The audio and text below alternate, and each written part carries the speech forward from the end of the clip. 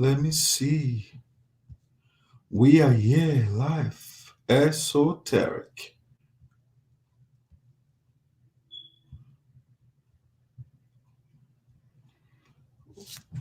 One, two, test the mic. 1, 2, test the mic. 1, 2, test the mic here. Let me see, test the mic.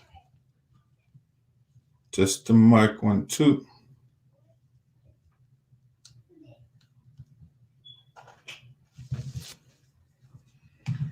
One, two, test the mic.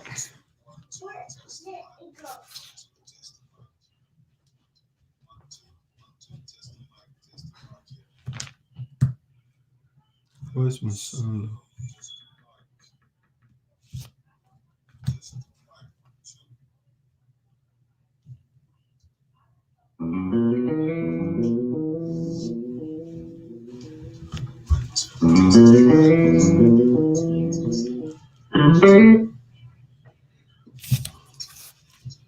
One, two, test the mic, mic test.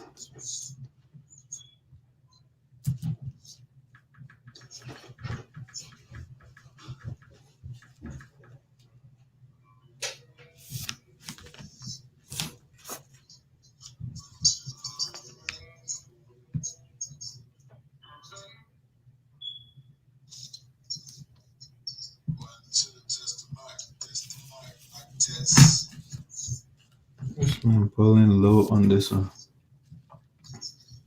You gotta do one to feel.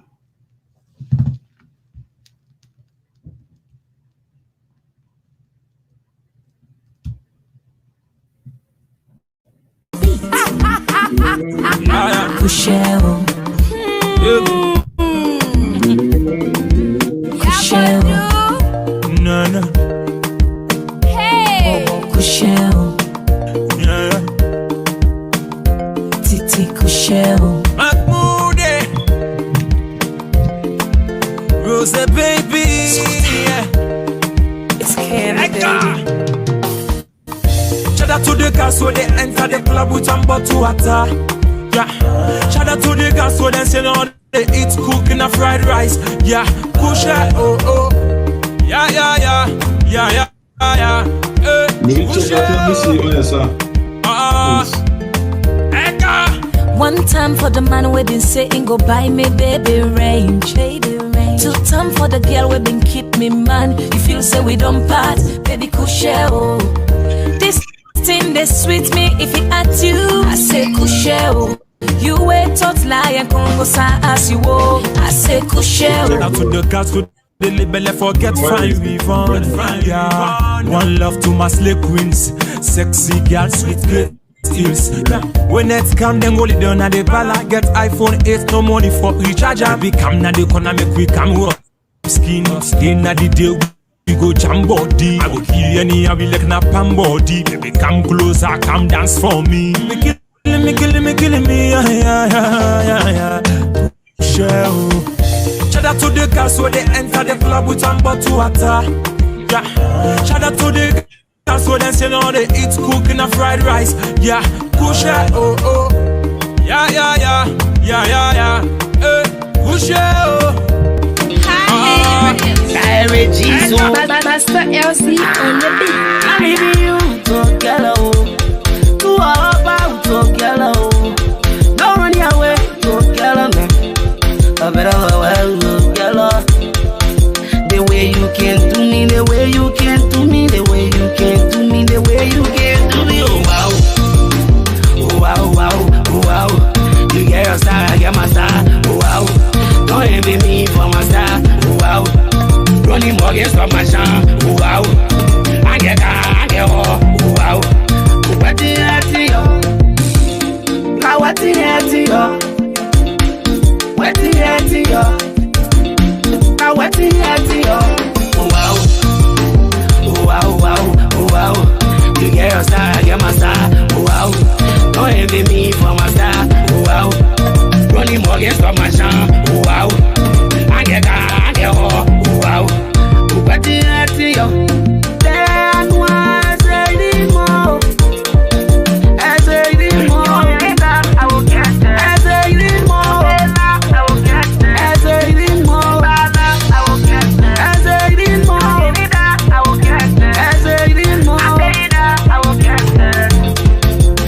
way you can do me, the way you can do me, the way you can do me, the way you can do me. Oh wow, oh wow, oh wow, oh wow.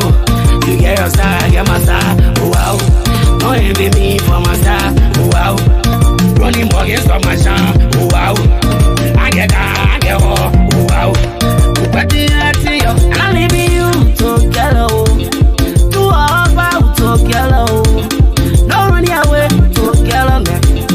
A bit of a well.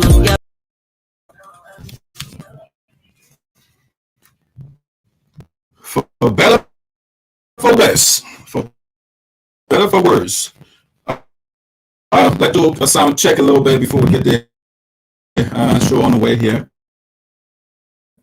Mic check, mic check.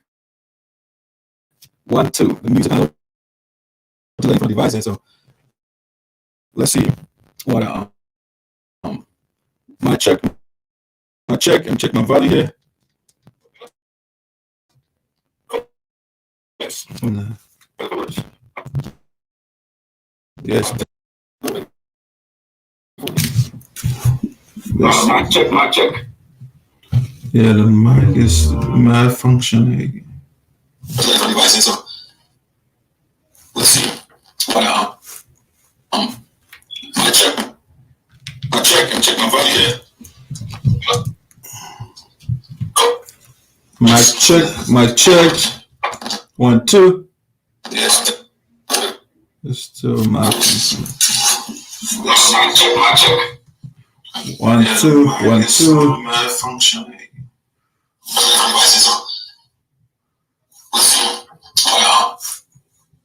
Let me check this on quality. 1, 2, 1, 2. Guys, sorry. Give me a second here. 1, 2. Yes. It's still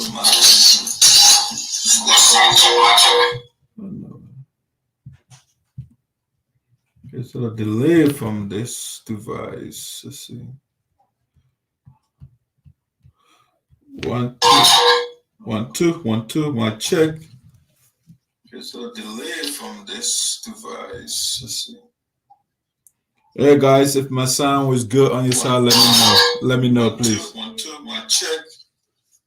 There's a delay from this device. I think it's kind of working fine now. Hey guys, if my sound was good on your side, let me know, please. 1, 2. Mic check. My sound was good on your side. I think it's working. All right, let's do our music. Yeah, we'll be right back. Hi, records. Master LC on the beat. I leave you to GELEO. To all about to GELEO. Don't run away to GELEO, man. A better well, GELEO. The way you can do me, the way you can do me, the way you can do me, the way you can do me. Oh wow, oh wow, wow, oh wow. You get your star, I get my star. Oh wow, don't envy me for my star. Oh wow, running mortgage from my shop. Oh wow, I get that, I get all. Oh wow, what the hell to you? What the hell to you? What the hell to you? What the hell to you? Oh wow, oh wow, wow, oh wow. You get your star, I get my star. Oh wow, don't envy me for my star. Oh wow, running mortgage from my shop. Oh wow, I get that, I get all. Oh wow, what the hell to you? Then why say the more? I say the more. I will get there. I say the more. I will get there. I say the more. I will get there. I say the more. I will get there. I say the more. I will get there. The way you can do me, the way you can do me, the way you can do me, the way you can do me. Oh wow, oh wow, wow, oh wow. You get your star, I get my star. Oh wow, don't envy me for my star. Oh wow, running mortgage from my shop. Oh wow, I get that, I get all. Oh wow, what the hell to you? And I leave you to GELEO. To all about to GELEO. Don't run away to GELEO, man. A bit of a well, GELEO. The way you can do me, the way you can do me, the way you can do me, the way you can do me. Oh wow, oh wow, wow, oh wow.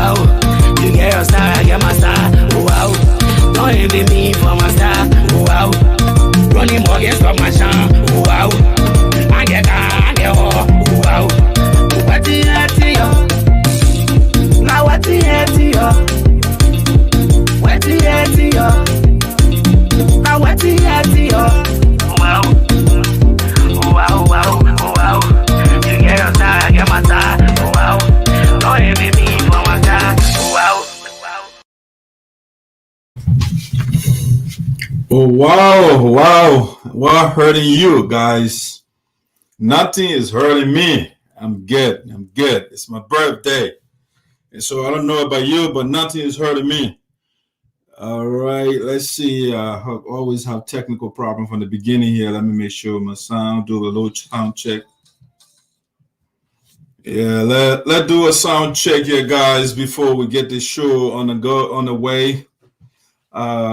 I don't want to be talking and then have some glitches, delays from my device. So let's give me a second here, and we'll start the show. Wow, what hurting you guys? Nothing is hurting me. All right, good. All right, my sound is wonderful. All right, ladies and gentlemen, welcome to the Voice of SINOE in the diaspora with Dark Sarpo, the Esoteric, live from Prospect Park, Pennsylvania, these United States of America. I am happy again to be with you guys on the platform. I think the second day of the week, of the month, actually, and it's my birthday too. You know, second day of the week, and it's my second birthday. You know, I turn. All right, so guys, we want to welcome all of you in a special way to the Voice of SINOE. Say Dripper, thanks for the greetings, man. I really appreciate you, and thanks for the compliment and the pooch. All right, so before I get the agenda out there to you, let me quickly recognize the people that I'm seeing right now. I'd like to recognize my president, former president of our union, Honorable Baku Yema, long time. I hope you're okay out there. I've called you a couple of times. So, people are busy out here. Angeline, what's up? Welcome to the show. Board member, Mr. Maya Tori, welcome aboard, sir. Welcome.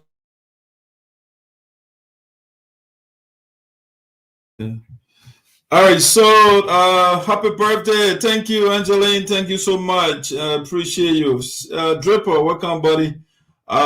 Pretty Star Dre, Adela,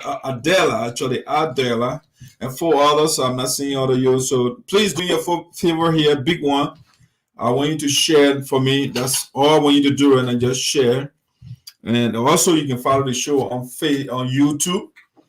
Voice of SINOE, type in Madison Freeman, and just hit subscribe. So anytime I come live, you also get notification.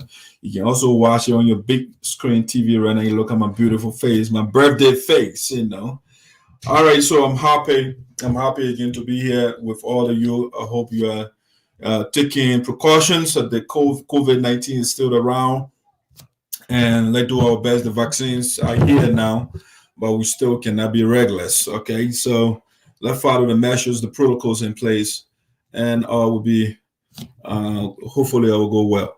All right, so tonight our talking points, my agenda is rich. We got a lot of impressive stuff on the agenda. If you're already following it, I think it's out there. You are seeing it. But let me share it from my end, and so that you will know exactly what Dark Sarpo will be talking about tonight. I will first do birthday shout outs. So that's the profile over there. But let's see, I'll do birthday greetings. People that have celebrated a birthday. So let's see. So we'll do happy birthday greetings. And of course, we're starting with Dark Sarpo the first. Yes. You can't skip me and go to another person. I'm kidding. All right. I'm the 700 people, so I will be the last person. Next thing I will be doing tonight for our evening broadcasts, I'll also be looking at the profile of Reverend KOLO, 2023 congressional hopeful. So the last show we discussed 2 candidates or potential candidates for 2023. So we looked at the profiles of Mr. Wai Yanti, and that was Mr. Farley, not Farley, but that's Maya Krahn. Actually, Maya Krahn's profile will look at 2 persons. And so in this edition, we'll look at Shadrach KOLO as well, what KOLO is bringing to us for 2023. We'll be looking at that. And next thing I'll be talking about is the question. I mean, so we have our people following the show. Is SAPO Krahn or crew or none of the above? Yeah, I want to see what, hopefully the discussion will not be just dark side of put it. The phone lines will also be open so that you can participate. All right, let me put my crawler up there so that you will see the number at the bottom of that line that moving. So the question is SAPO Krahn or crew or none of the above. I want to know. I don't know as of yet. So as the show goes on, I will tell you what a SAPO is, Krahn, crew, or none of the above. The next thing I will be talking about tonight, ladies and gentlemen, I call that USAA, USAA, or United Sappers Association in Americas, on the brink of collapse as President GELEO hijacks the Constitution, thereby transforming teleconference into General Assembly in an effort to loot our account. Oh yes, that's strong words. I'd be like, why would you say that? But I will tell you, USAA on the brink of collapse as President GELEO hijacks the Constitution, thereby transforming teleconference into General Assembly in an effort to loot our account. All right, that's something we'll be talking about. The next thing for discussion tonight, ladies and gentlemen, under the sound of my voice, board member Khaled Jebelefole's righteous pressure compelled President GELEO to submit sloppy financial report. Board member Khaled Jebelefole's righteous pressure compelled President GELEO to submit sloppy financial report. And we'll be going through the document together. Next thing that I'll be talking about tonight, ladies and gentlemen, I want to recognize Victoria Pine, welcome aboard. Matamita City, welcome aboard. Mr. James May Panto, welcome aboard. Angelina, I recognize you. Honorable Tio Juku Yimpan, welcome aboard, sir. All right, so the last thing for my talking points, the last thing I'll be talking about tonight, I call this accounted without full representation. The quest of Grace Krahn and OTHELLO KOJO to suffocate the will of the people at the behest of Senator TEAHJAY. Accounted without full representation. The quest of Grace Krahn and OTHELLO KOJO to suffocate the will of the people at the behest of Senator Milton TEAHJAY. All right, so those are the talking points tonight. These are the things I'll be talking about. So if you are just joining me, welcome aboard. Please hit the share button for me. Geraldine, how you doing? Welcome aboard. All right, so let's start with greetings. Happy birthday, greetings here. Just want to do a shout out to a few people here. And we will get the ball rolling. So the first person, I think you know the person. Yeah, it's Doug Sarpo, the Esoteric. Today is my birthday. I turned 22 today, I think. Yeah, 22. I'm not too sure, but I'm 22 today. So happy birthday to Doug Sarpo, the Esoteric, the host of Voice of SINOE in the diaspora, the voice in the political and righteous wilderness of SINOE County, the guy who is preaching to the people 24/7. Some are listening, but some are not. But we're going to make sure we're going to continue to talk until the right thing is done in SINOE County. And so I want to say in a special way, happy birthday to me. And I wish me many, many, many more years and the best life has to offer. All right, that's birthday greeting to Dr. Yopoda. So if you are here, you don't wish me happy birthday, you have a problem with me. Yeah, that's a serious problem. Just kidding. All right, now let me get to serious business here. A couple of people that I want to do shout out to. So at this point, I would like to also use this opportunity to wish the National Secretary of the United Sappers Association in Americas, Honorable Andrew Seward, happy birthday. belated if you want. Sir, we wish you many more years and the best life has to offer. All right, the next person that I want to do a shout out to here is Reverend Kamo. It's my own Reverend. He also taught me in biblical education in high school. He was my high school teacher. He taught me the Bible, so that's why I'm fully conversant, familiar with the Bible. So I want to say in a special way, happy belated birthday to Reverend Jackson Kamo. We wish you many more years, sir, and the best life has to offer. All right, that's Reverend Kamo. He's celebrated his birthday yesterday, a couple of days ago. All right, this is another person I want to do a shout out to here. There's the wife of Otavin Sampson, the Secretary General of the United Sappo Association, Red River Valley Chapter, or North Dakota, if you like. Her name is Thomas Sampson. Thomas Sampson is a beautiful, wonderful lady, very hardworking. She quite involved with our organization activities. I mean, during the last convention, she was very, very active and hardworking.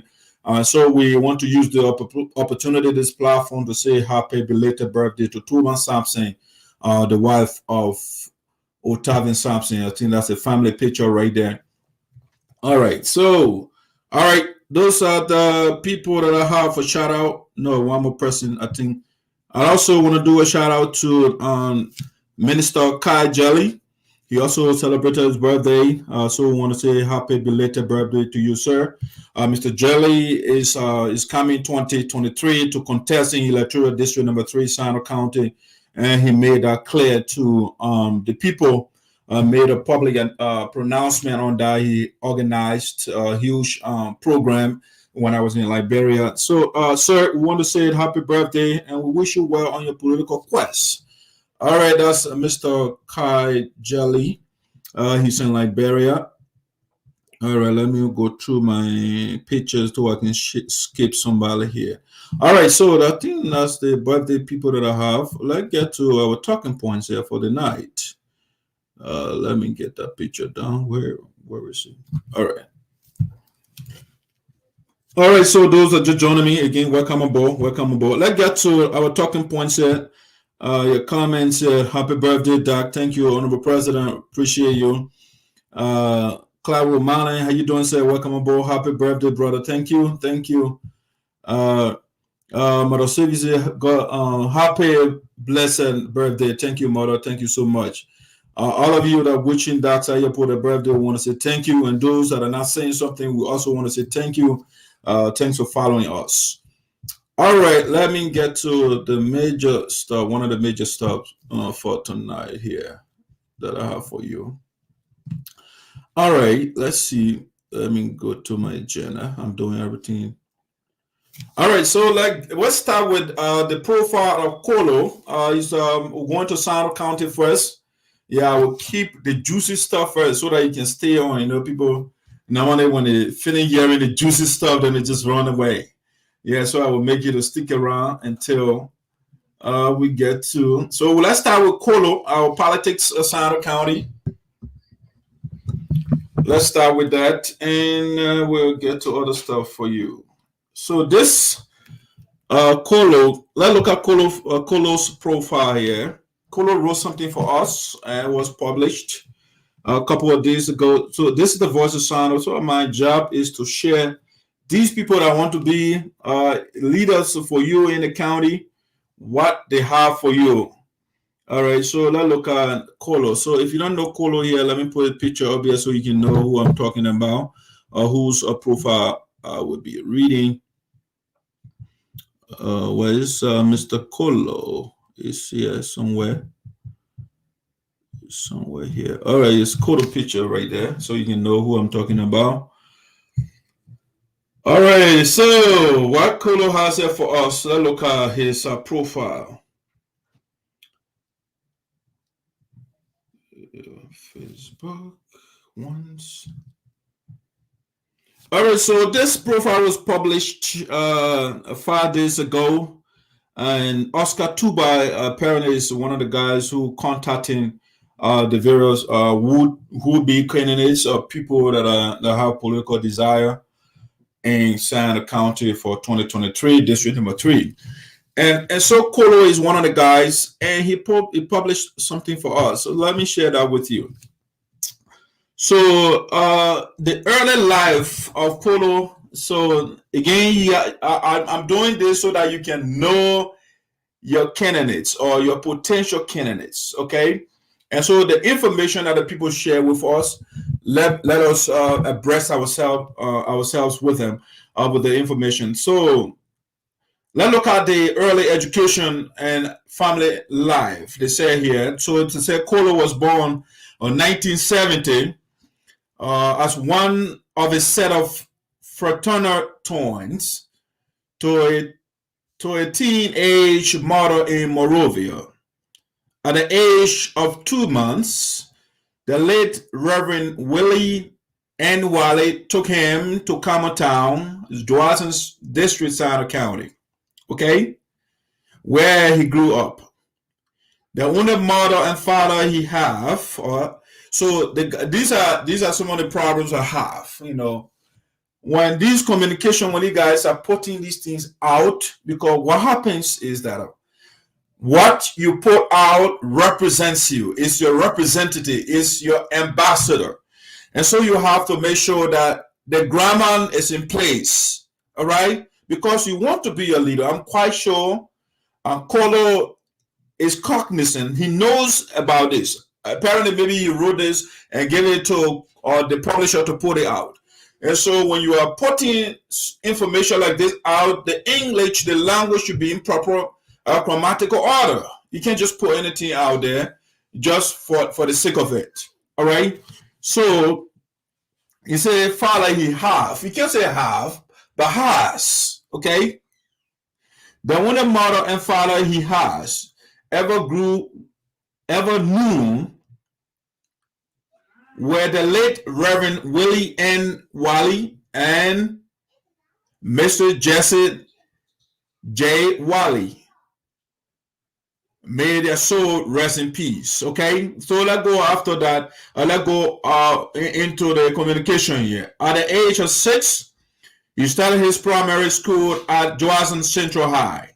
Okay, early life. Let's look at that. 1970 to 1984. Teenage years. 1990.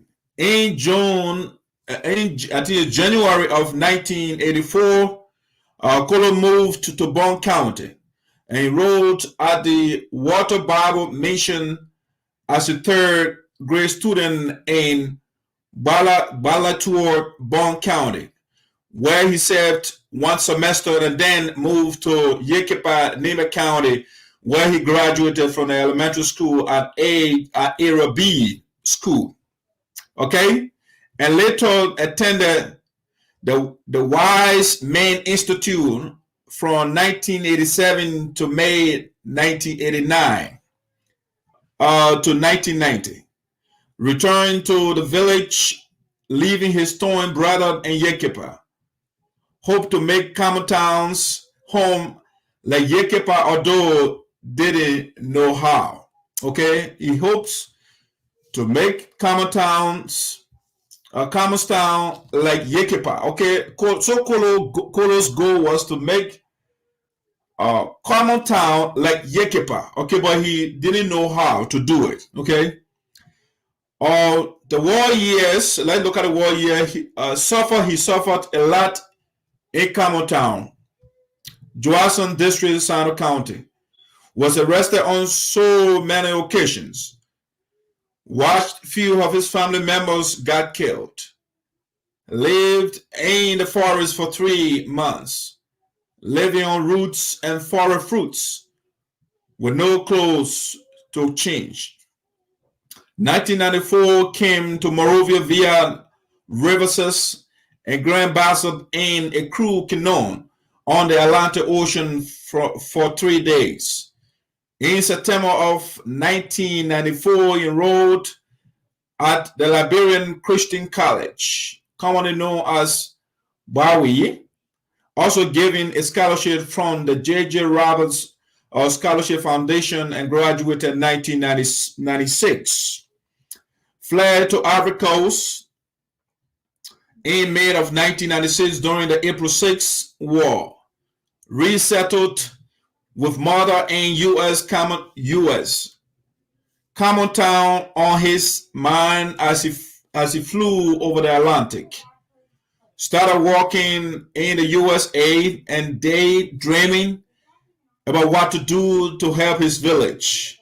The desire of the word is to go to America, whether to get an education or to live out the American dream.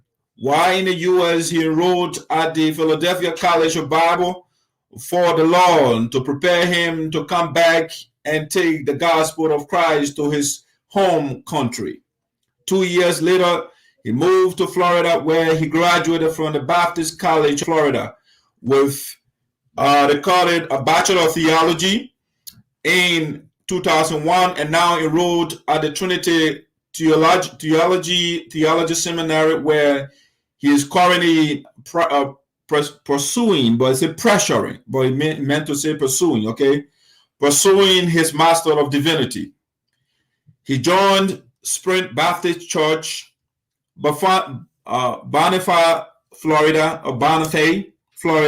USA, and about a year later, the church sponsored his fiancée to come over to the States and was married. He was licensed to practice or to preach the gospel on the 14th day of March 2001 at the Sprint Baptist Church, and 2 years later, he was ordained as the minister, but it's a ministry, but a minister of the gospel of Christ. He is married to his beautiful wife, Mistress Gertrude T. Sewan, and is blessed with 4 children: Thomas, Kenyet, Brianna, and Shadrach Jr., preparing to return to Liberia. Okay, yes, with all that America could offer, he had never given up the vision that God had given him many years before to come back over to the bush country of Liberia and begin the children's village for the orphans and homeless children. Yes, he could have stayed and lived in America with his family, but for the love of his people, he has to trade everything and came back to Liberia to bring light and hope to his people of Johnson District and the surrounding districts. All right, let's go. We are looking at the profile of Shadrach KOLO here. He wants to run contest in 2023, so we want the people to know what the guys are about so we can know their background. Okay, so it goes on to say, here, he had lots of offer with huge salaries to work with the IBM to serve as missionary in out of Ghana, gaining all in East Africa. But he left it all for the sake of his people. Okay, we are looking at the profile of KOLO. Chose to return, and in 2004, he officially started a mission in Common Town with his entire family. The challenges and the joy of helping and changing lives. The benefits of returning home. Living with the people and understanding their needs. Imparting lives while expecting nothing in return. All right? The city man does not want anything in return, but let's read the profile here. Having joy by meeting the spiritual education and the physical needs of the people of Electoral District number 3. The impact, okay? Church, Reverend Sewan, also a pastor of the Willie Memorial Baptist Church. Orphanage, okay, these are some of the things doing his accomplishment, I guess. Orphanage, Reverend Sewan, this guy right here. Reverend Sewan also runs an orphanage where he educates and houses over 150 orphans. Okay, he also has a school according to the profile education. He constructed the first ever high school outside of Greenville, the one and only private school where students are paying $0 from ABC to SUNY High School. The school is taking in a little over 750 students free of charge in enrollment. He is also taking care of orphans as young as 1 year old, feeding, clothing, and educating. All right, so we are reading the resume of KOLO here. Some accomplishments of Reverend KOLO. Okay, let's look at his accomplishment for which he wants to be the representative of Sano County Electoral District number 3, Council 2023. So number 1, he built the first high school outside of Greenville, Sano County. Well, at this point of it, we're going to have a debate about it shortly. Just watch. Number 2, free to anyone who wants to attend. Okay, the school is free. That's what it means. 3, housing and taking care of over 100 orphans from all over the electoral district. 4, free school for over 750 students. Always encouraging the aspect of peace and reconciliation with the people of the district. This is questionable. Number 6, construction of hand pumps. Number 7, the accomplishments of Treasurer KOLO. Number 7, employ more youths of the district as teachers and construction workers. Number 8, brought in dentists to help the people of the electoral district to work on teeth of people suffering from toothache.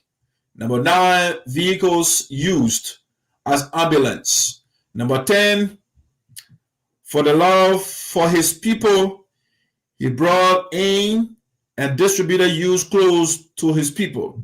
Number 11, living with his people, eating the same food and drinking from the same creeks in since 2004.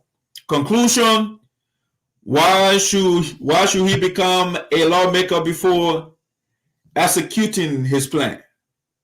Reverend Shadrach KOLO Sewan is not desperate for power, but he is desperate for change. Being a representative with posts, they say will, and they say posts, but let's leave that part of it.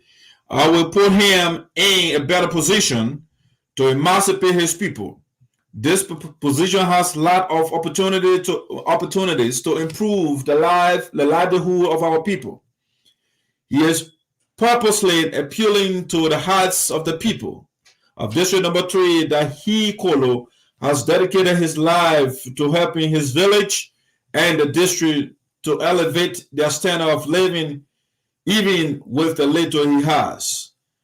Reverend KOLO is a unifier who doesn't believe in tribalism and will make sure that the people of Electoral District number 3, Jethro, Duo, Cardboard, Tasha, Tajawan, Dwazon, Sinkan, Sanquin, and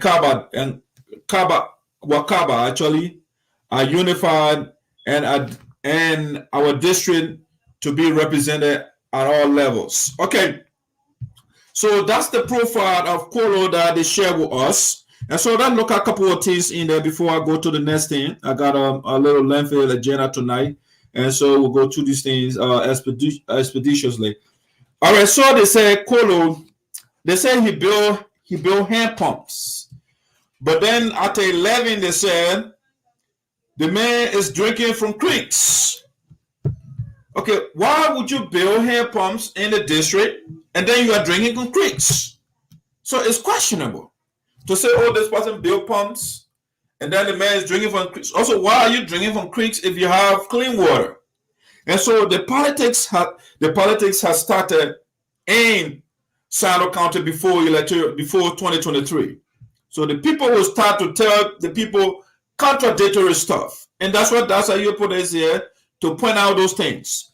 They say also in here, his vehicle is being used for ambulance. All right, Have you seen any ambulance or any vehicle inside the county transporting people? We don't know of that. But campaign coming or elections gradually coming, and these guys they'll pull all their lives together. The main vehicle is being used as ambulance. Why we haven't seen the picture? Why the supporters during the prior election or the campaign they didn't publish anything like that? Or maybe after that election, before they publish or before he bought the vehicle that he is now using or that is being used as ambulance in the district. All right, we want to see evidence of that. These things on paper, they sound good, but practically, I said the man employ youth, that's good. We want to say congratulations to KOLO. Or something he said, they said here. So he said he built the first high school outside of Greenville. All right. So I don't know who is telling the truth, which is street. So this one, I want Senator TEAHJAY to debate with KOLO supporter or KOLO profile a little bit here. Who built the first high school outside of Greenville? Let's listen to Senator TEAHJAY. From constituency number 3 in SINOE, Honorable Zaza. Before Zaza became a representative, there was no high school outside of Greenville. And through his work, we have a high school in Joasa. Am I hearing Milton? And I want to thank him for such a brilliant piece of work in our county. Okay, so who is telling the truth here? Reverend KOLO or Senator TEAHJAY? Hopefully my audio is fine on your side. Let me make sure my audio is good.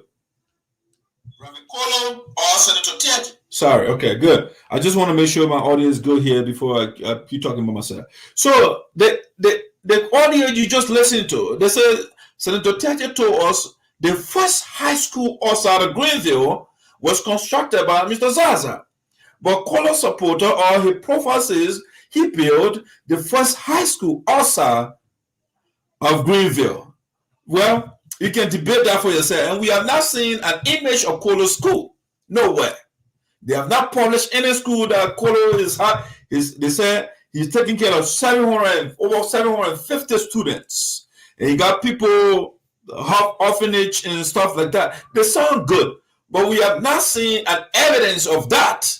People are going to the district. We send our journalistic investigators to find out those things.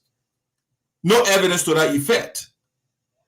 All right, so these guys, they say a lot of stuff. Now, they want to send this guy, you just listen to his background.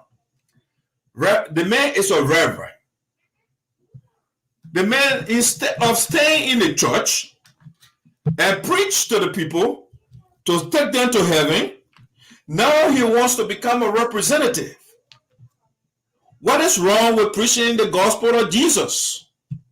Are you sick of that? Jesus is not listening to you? And so you see these guys, anytime they do a little favor for the people, they want to become representative. They want to be leader. They can't do. Why you cannot make an impact outside the orbit of politics? Let me tell Reverend KOLO here, he doesn't have to necessarily become a representative to make an impact. He said, if you listen to the profile, he said, there are lots of opportunities when he becomes lawmaker, and that's why he's going for those opportunities. And that's why he wants to go there for. And not for the people. Because he can, if right now, if you are making an impact, why you want to become a representative? You don't have to become a politician. Let me give you some historical lessons here. For people that did not become lawmakers, that were not politicians, that made substantial impact in the world that we cannot forget. Number one, since I'm in the U.S., let me start with the Reverend Dr. Martin Luther King Jr. He wasn't a politician, but he made an impact that we cannot forget in the world. He fought for the liberation of the people without becoming a politician. He was a reverend. But Reverend KOLO is saying, you know what? Jesus is not listening to me. And so I must go in the House of Representatives where they do not have a committee on pastors. No. The pastor, you have to understand, there is division of labor. The job of the pastor is to preach, to carry those that want to go to heaven to go with him. For me, I want to stay right here. Because the people will read this thing, I don't know whether they can listen to their own Jesus. Jesus will pray and say, thou cannot come. He didn't say thou cannot go. But the people say they want to take people to heaven. Jesus said the kingdom is coming right on earth here. He doesn't say cannot go, the people won't go to heaven. All right. So Jesus said thou cannot come, but the man said they want to take people to heaven. But now, Reverend KOLO, I'm just telling you that the king, for example, made an empire in the world without becoming a politician, without becoming a representative, without becoming a president, without becoming a vice president, without becoming the senator. So you can still stay in your area. Your niche is you went to school to preach. Instead of, I don't know why, not African theology is Jesus's philosophy. I don't know why. But KOLO wants to take people to heaven, but he wants to become representative to take people to heaven. Number two, KOLO, I want to point that out to you. Gandhi did not serve as a politician. He made an empire in the world. He liberated the people of India from the oppression of the British. Okay? He wasn't a politician. So you can become a private citizen, you can become a pastor wherever you are and still make an impact. You don't have to become representative. Gandhi, the white people of India, that is a father of India. The philosophy of Gandhiism, or if you want, pacifism or nonviolence, which Dr. King copied. Okay? So you can still make that impact without becoming representative. You can also look at this lady, Mother Teresa. She made an impact without becoming a politician. All right, so I can go on and name people that made impact in the world without becoming politicians or without going into the House of Representatives. So I don't know what's up with Liberians. We always want to leave what we are. I mean, what puzzles me the most about KOLO is he's a reverend. This is the man that communicates with God. But he wants to leave God now and go in the House of Parliament, where the place nothing but politics. And so the guys want to leave. All right, so I just wanted to give you a little profile of KOLO here. I mean, the guys, they are distorting, they're leaving stuff where they are good at, and they want to go somewhere else. Okay, let's go to the next thing here. Let's go to the next talking point. We want to recognize Honorable something where our representative for electoral district number 2, that the guys, they're trying to suffocate the will of the people. We'll talk about it shortly. All right. The people have made a decision, but the guys, some elements in the county, they don't want the mandate of the people to come to fruition. They want to suffocate it. So we'll talk about it shortly. Let's go to the next talking point here. Welcome aboard. So the next thing I want to talk about here tonight is this question right here. Before we come to 1 second, guys. 1 second here.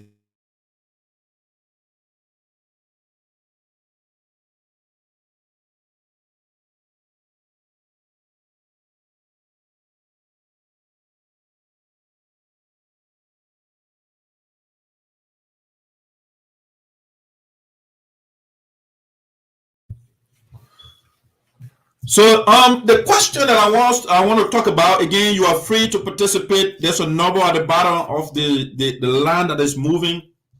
You can call. I want to hear your view.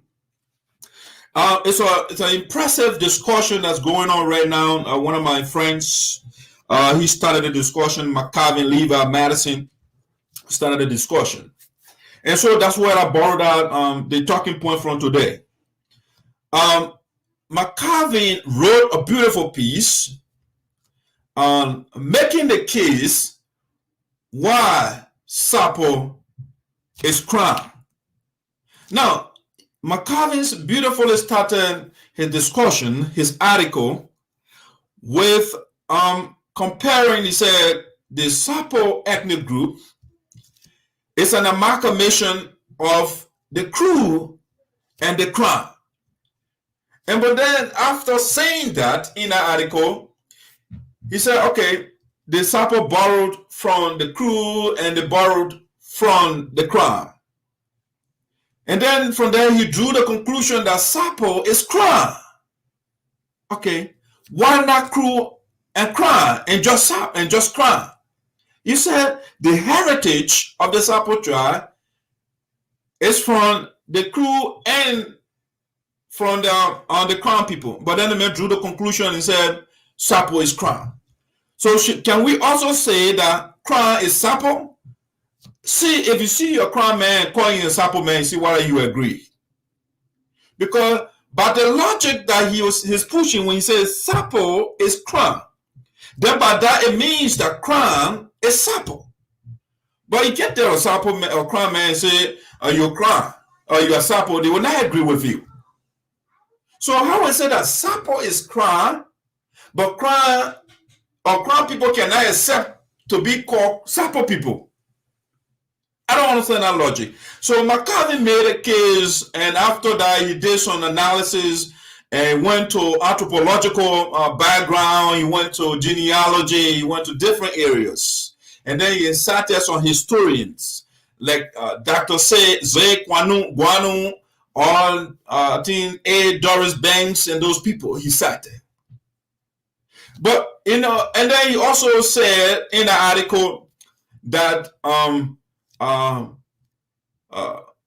progressive soldiers like Mr. Joe Wally, Mr. Deacon KOLO, and the councilman who just passed away, Mr. Jai Kuya, those guys, they disagree with Zekwano and the likes of Doris Banks. Now, so when I read the article, I said, no, we also have to give our own flavor to this piece. We have to give our perspective to say that SAPO is Krahn, but Krahn is not SAPO. It doesn't hold logically. All right. So the analogy he gave something like the connection between the SAPO and the Krahn. For example, he said they are Dodis. Okay. So, and that is why they don't see each other blood and stuff like that. And so because they are Dodis, it follows that SAPO is Krahn. But in the same vein, Krahn is not SAPO. So the question that I'm tackling tonight is SAPO Krahn or crew? Or none of the above? Now, if you ask Dr. Yopo, McCarthy went on and gave cultural similarity. The SAPO people, they dance the same way. The Krahn people dance, and they sing nearly the same way. I mean, he went into a lot of things and discussing the similarities between the Krahn and the SAPO, or between the SAPO and the crew, even though he emphasized more on the Krahn. But my counter argument to what McCarthy wrote is for me, SAPO is not crew, nor Krahn. SAPO is an independent tribe in Liberia. And why do I say that? Okay, first, the argument for similarity that McCarthy made is not strong. It's not cogent. And the reason why the argument is not strong is because things can have similarities and still be different. All right, and so I pointed out a couple of things. He said, oh, SAPO and the Krahn, they do things in common, they sing the same way, and da. So, okay, by that logic, if you say because SAPO and Krahn, they do things in common, therefore SAPO is Krahn, I can also make similar argument using the same logic and say, woman is man, or man is woman, because woman has two legs, woman has two eyes, man has two eyes, woman has one nose, man has one mouth. I mean, they have a lot of things in common. Therefore, we can also conclude using that logic and say, man is woman, or woman is man, by the logic of similarity. So similarity using having things in common and draw a conclusion is problematic. All right. If you look at it, go in the area of geometry, for example, and look at different geometrical figures. For example, if you look at a rectangle and you look at let's say a square, they are all geometrical figures, but they are different. All right. So I was telling my brother, yes, the historians, like the people you are citing, like Doris Banks, like Zekwano, these guys, they did not do justice to the various tribes in Liberia. Liberia has more than 16 tribes. But the guys, for whatever reason, like Banks and those people, you have to understand every author has an agenda. All right?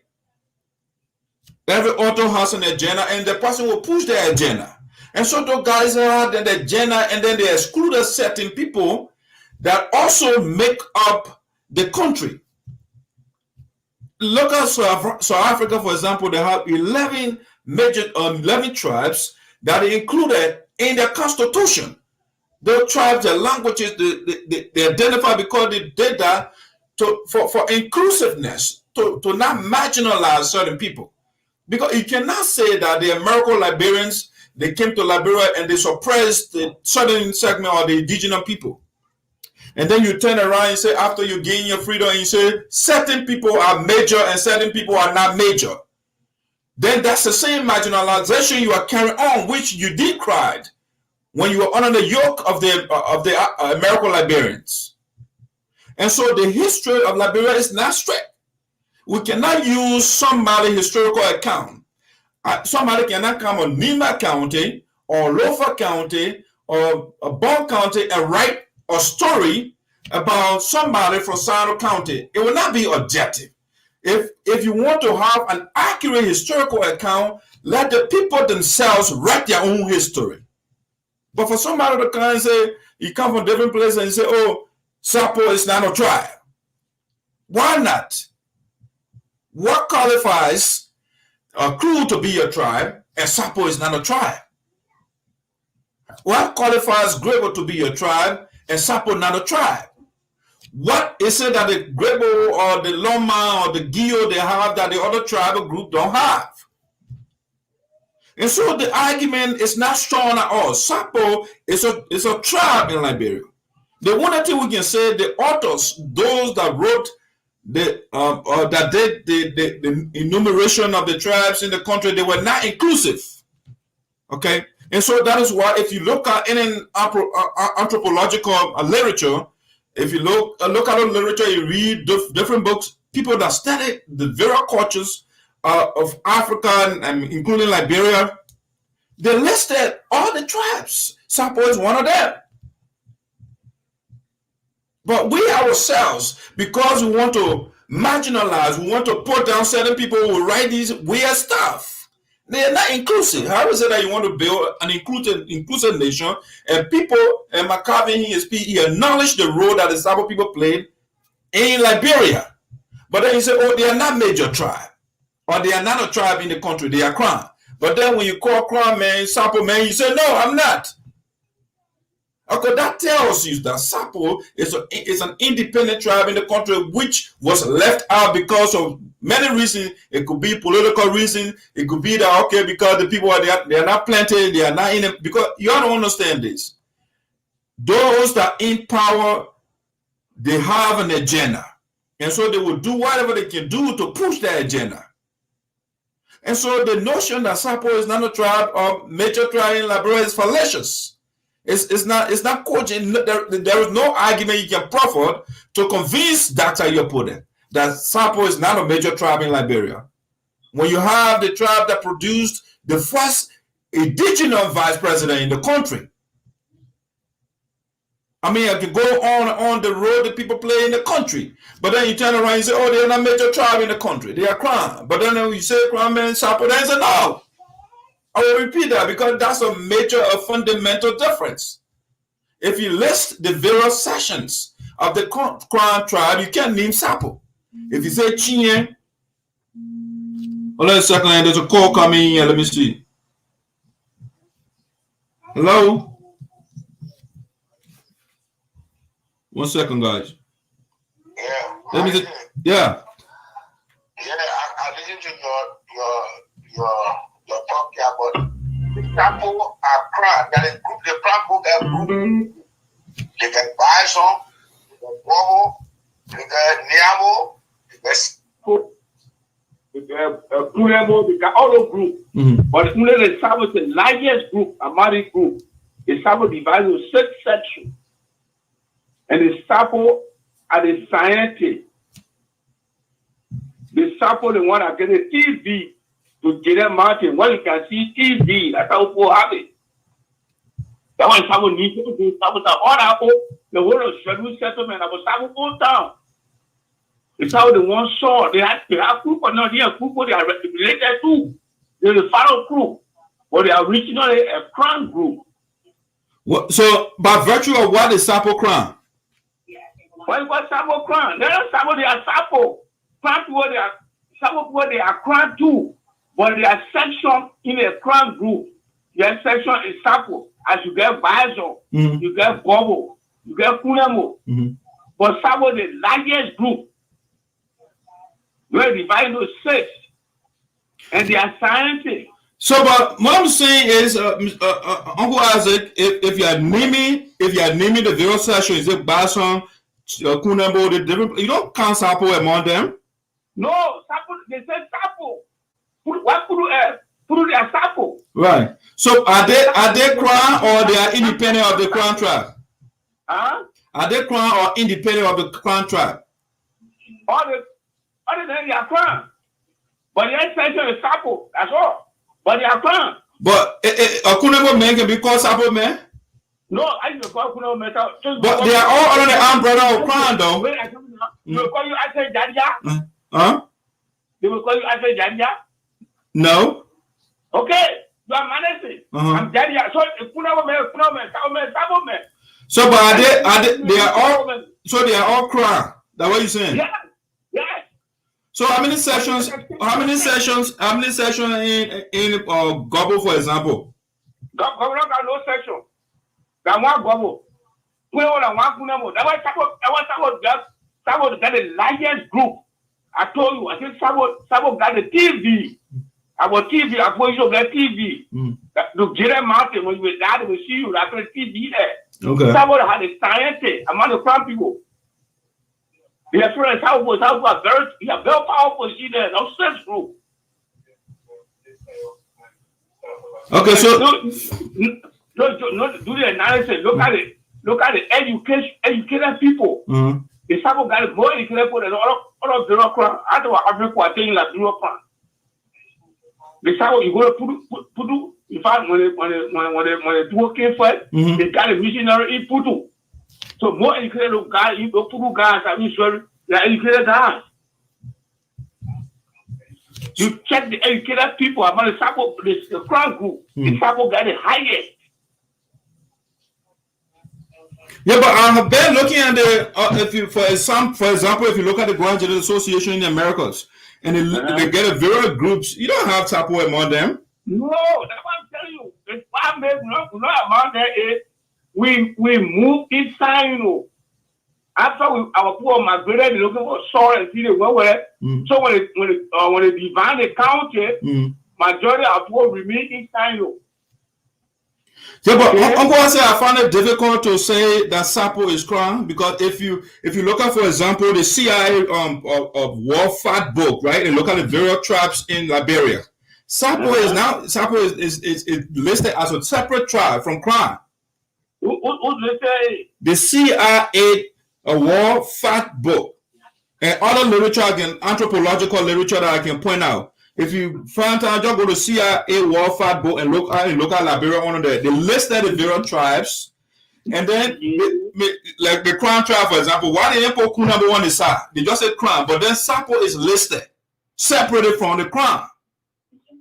And they tell you about SAPO is about 1 or 3% of the population, you know. And so they tell you these things. But I'm telling you, I'm telling you from the prehistorical background. Now what I'm telling you now, how our poor man from Africa, the Krahn, in fact the core group. Let me get a prehistoric group.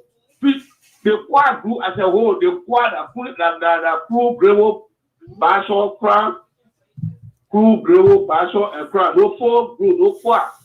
They are the Israelis, like black Israelis from Sudan. They got the prophet. They can prophesy and say they were happy.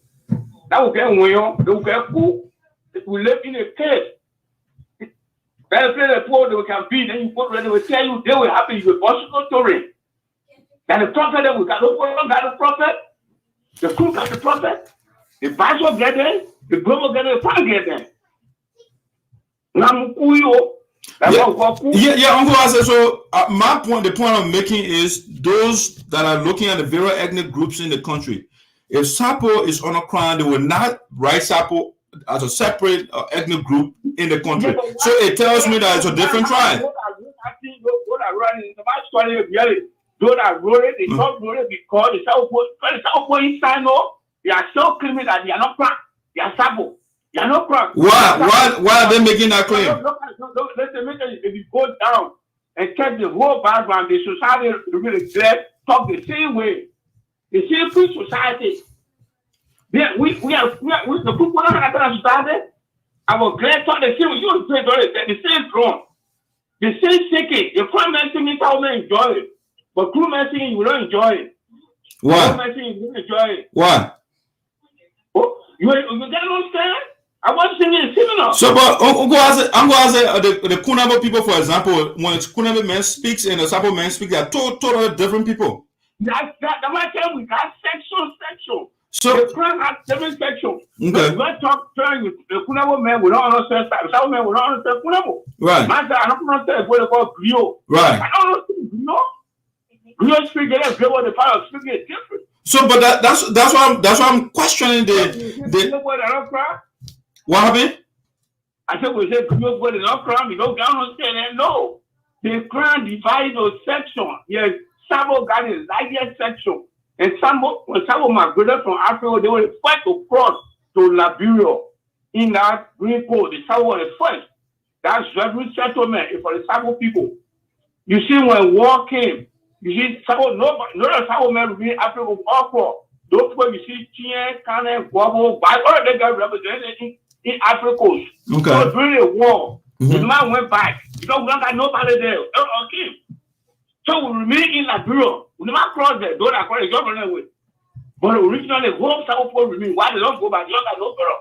But Tien got brother, Punabo got brother, Bison get brother, Bobo get brother. All the people together put in Africa. But when we cross, no need nobody there. So if you are asked, for example, if there is a petition brought to you to sign it for SAPO to be a separate tribe, you would not sign it? I will sign it. Why? Because we are plenty and we are not in Brazil. We eat SINOE. So we need our part of, you know. Putu is not in SINOE though. Putu is not in SINOE though. Huh? Putu is not in SINOE, it's in Grand there. Putu is in SINOE. But one day Putu go back, we get lower Putu. When we get a SAPO National Park, a lower Putu area. Okay. But because on a motor road path, then they in a bush, so to tow low all the time they tire. So some of them went back, some of them lived in Champion Town. Some of them went back in Puru, some of them went back to Nobo, with Mobo. Because we are 222. Kabade and Weya. Joachon, Shinkon, Putu, Lumopo. The how that. Yeah, because those 6 sections, I mean, they understand each other very well.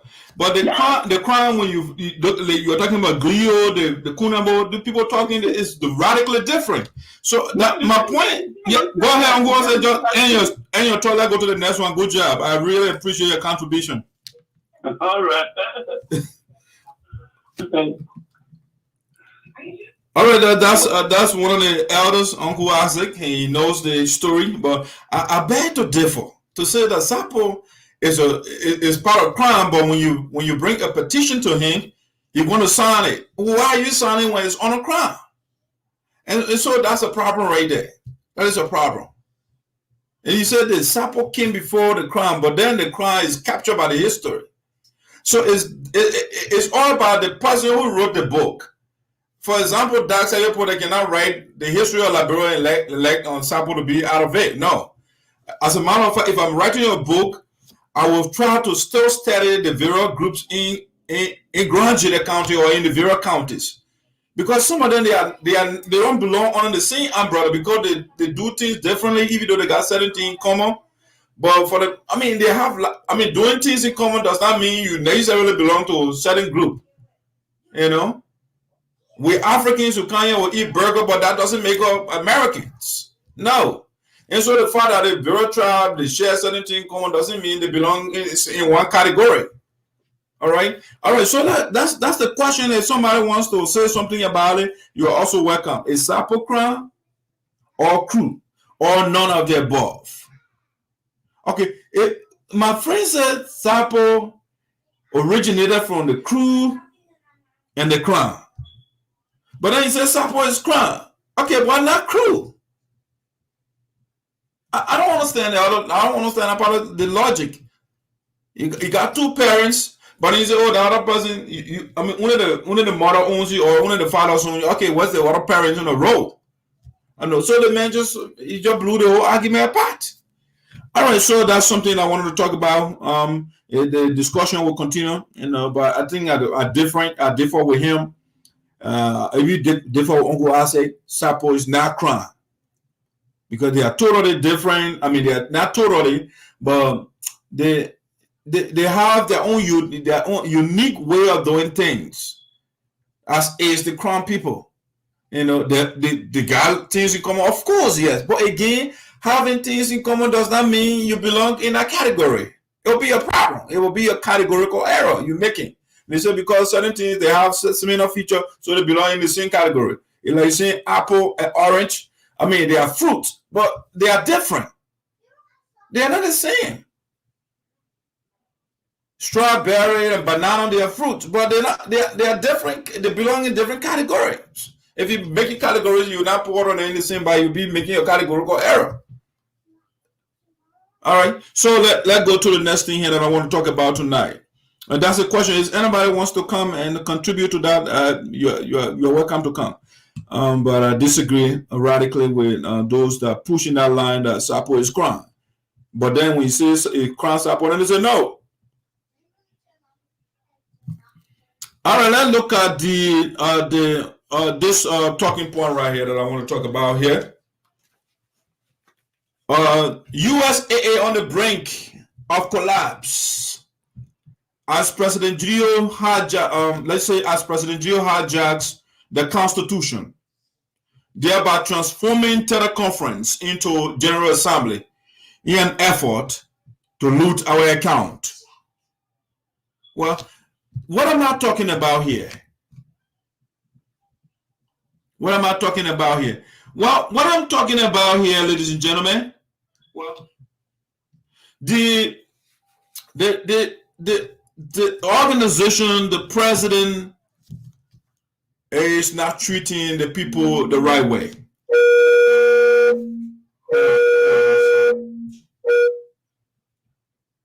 Hello? Yeah, hello.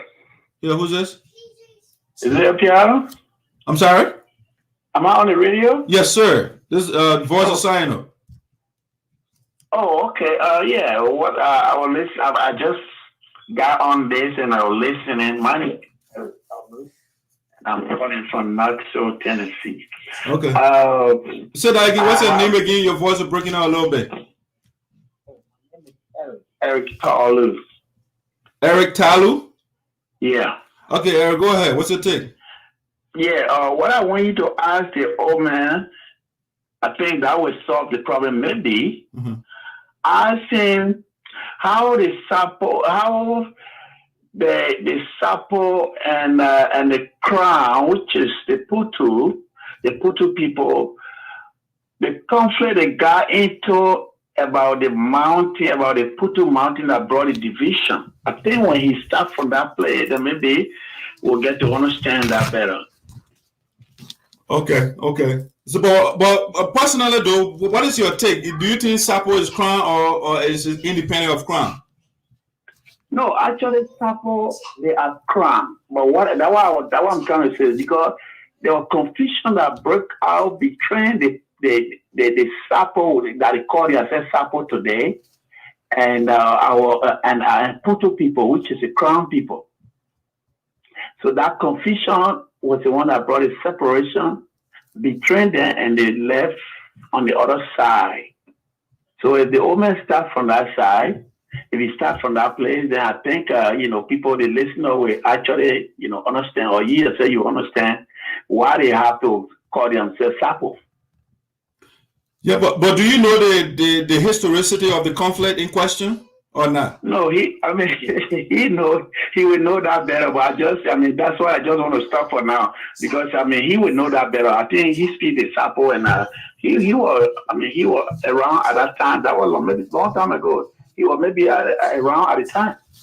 Maybe you were a little boy at that time. I don't know, but I think I'm just trying to bring out something that that when he come back in, maybe he can explain better. What makes them today to be SAPO? That's what caused them to be SAPO, because of the confusion, over the property or over the Putu Mountain. That's what bring the division. That's what caused them to leave and go on the other side and name themselves SAPO people. So prior, in other words, what you're saying, prior to that, there was no SAPO. No, there was no SAPO prior to that. There was no SAPO. They were Krahn people. They were Krahn people. Yeah, so that's a strange version of the story, but that's good. That's good. We all have to learn new thing every time. All right. So, do you have additional comment, or that's it? Oh no, thank you. That's it. Okay, Eric. Thanks for your contribution. I really appreciate it. Yeah, thank you. All right. So that's Eric. Is SAPO crew or none of the above? Now we're done with that. If you want to come on, that's fine. But let's talk about the United SAPO Association in Americas. What is trending? The level that the organization, the way it is been led by the president, if we are not careful, it will be history, or we'll have a deja vu. So the president, the reason I said the organization is on the brink of collapse is because the organization has a document called the Constitution. All right. Every organization, every nation has a constitution. It has a document that guides that nation. All right. But anytime you have a document and you refuse to follow the document, you are coming to chaos. Okay. And that's why if you read history, if you read political philosophers, if you go back, for example, to Thomas Hobbes, the guy who wrote the Leviathan. Thomas Hobbes gave a thought experiment, and that thought experiment is called the state of nature. He said, imagine in the state of nature. In the state of nature, there is no strong man, there is no weak man, there is no, everything, in the state of nature, no rule. So anybody can come to your place and take your stuff. No rule. So basically, it's survival of the fittest, the diet of the least suitable. Okay? So in the state of nature, no regulation, you're strong, you do whatever you want to do.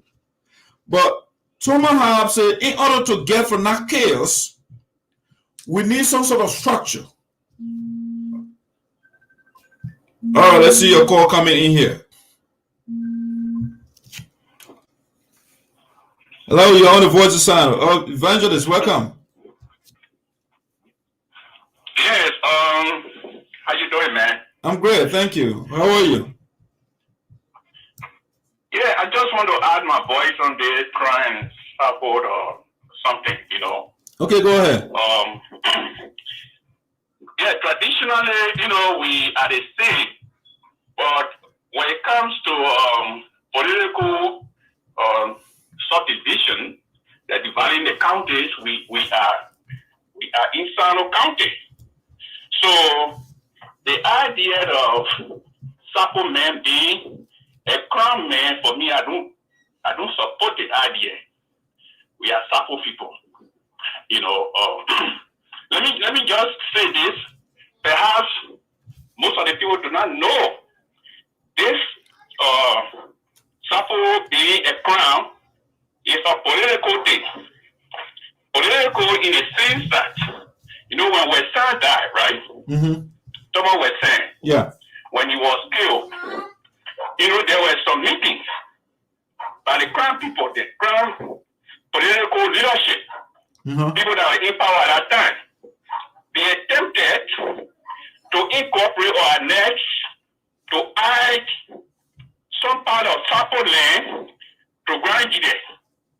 At that time, the commissioner, who was Mr. Charles Wardrobe, he was the commissioner of Einstein District. Okay. And he objected to that. Are you listening? Yes, I'm listening.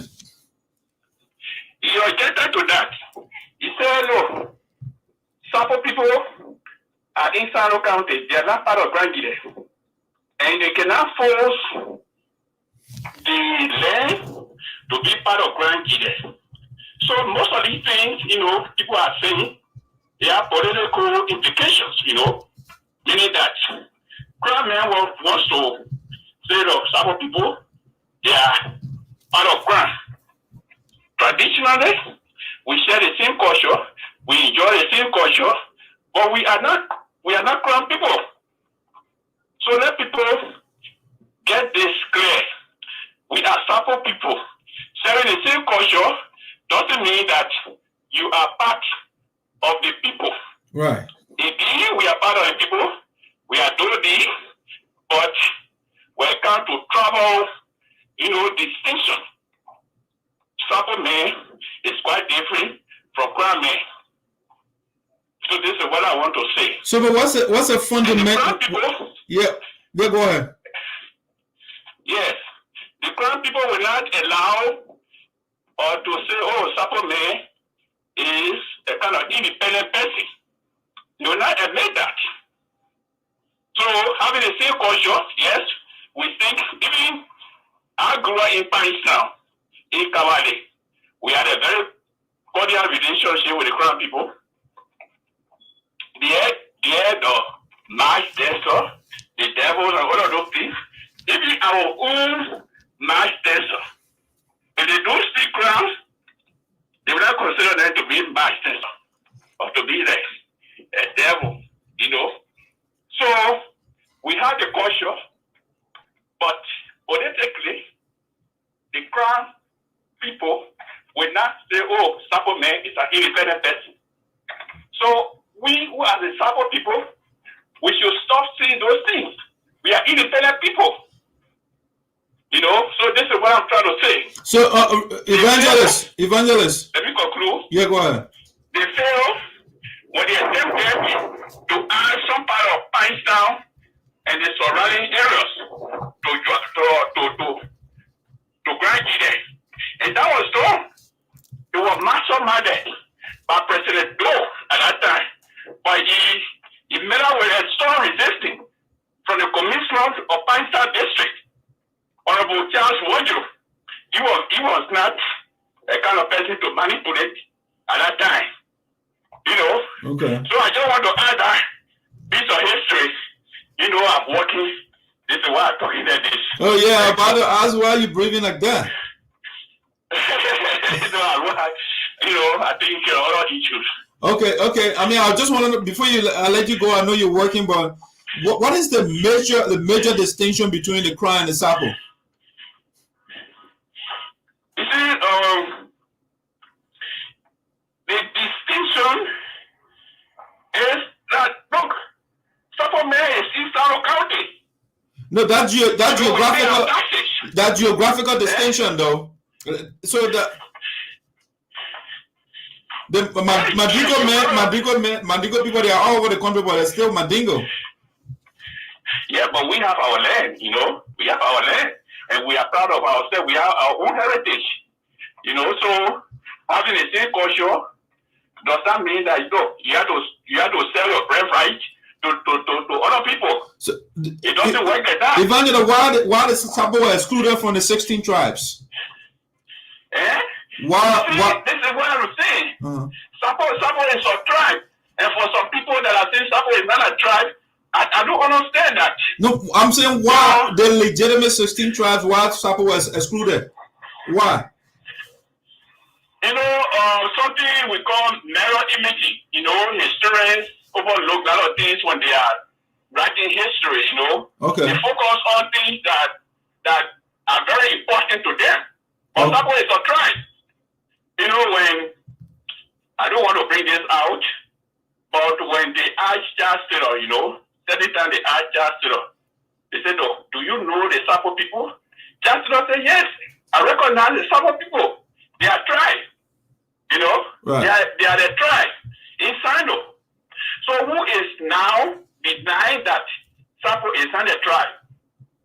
So it's all about mirror imaging, that you're writing history and trying to, ostracize and leave out other people. So those arguments, having the same culture, yes, we have the same culture, but SAPO is a distinct tribe. Okay. In SINOE County. Okay. Yeah, we share the same view on that. We share the same view. I agree with you. Yes, it's a distinct tribe. So you see, these things they are politically, motivated by some Krahn people who, excuse to say this, but I mean, they are the makings of some other Krahn people, and we're not going to buy that. Okay, Evangelo, thank you so much. Thank you for your contribution. I really appreciate it. Okay, thank you. All right. That was Evangelo James Carlo. You got his view, and I think we share the same perspective on that point. All right, so let me go back to what I was talking about. Let's look at the USAA on the brink of collapse.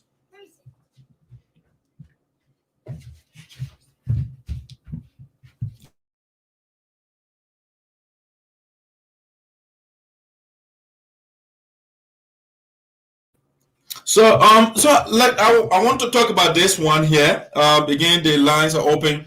If you want to contribute to anything about to say, you are free, the number is down. I really appreciate the participation. And that's what I want. We have to discuss and hear what other people got to say.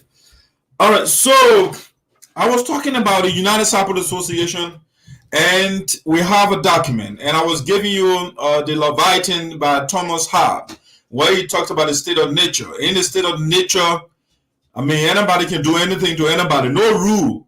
The strong man will survive. But in order for us to have an organized society, in the view of Thomas Hobbes, is we need this one person that we will invest, will give our power to, that will regulate everything. That was Thomas Hobbes. And then along the way, other guys say, no, this, when you have one person with too much power, that's monarchy and other stuff. I mean, it's not fair. And so other people start bringing other ideas. But long story short, I'm not here to give you a political lecture. But the point I want to stress here is the reason we have a constitution, the reason in the case, if you take, for example, the case of Liberia, we have, the government has 3 branches. All right, and just the same concept we have in the United SAPO Association. We have the General Assembly, we have the Board of Directors, and we have the National Executive. Okay, so the various groups, they play different, they have different functions. And also, if you leave your area and you come to the other person's area, you create problem. And that's what exactly has been going on under the administration of President KOJO. The mayor is not sticking to his role as a leader, what he's supposed to do. Okay? He takes upon the responsibility of the other people.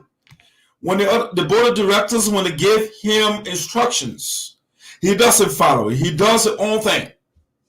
And so as a result, the United SAPO Association is gradually coming to the point of collapse. Hold on a second here, guys. Let me see your call coming in here.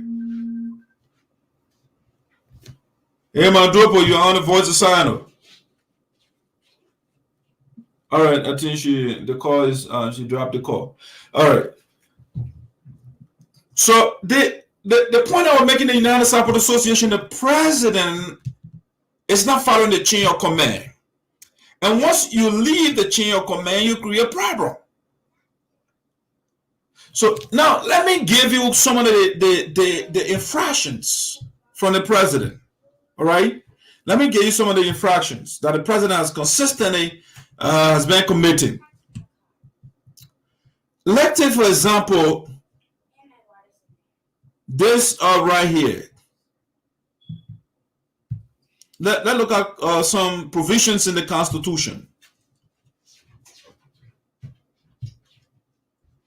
You see, the Constitution is clear. So, for example, when you take that section 1.92 of the Constitution, it talks about the two functions to all funding that is $500 or less. Treasure, you're making a lot of noise. Sorry, guys. All right.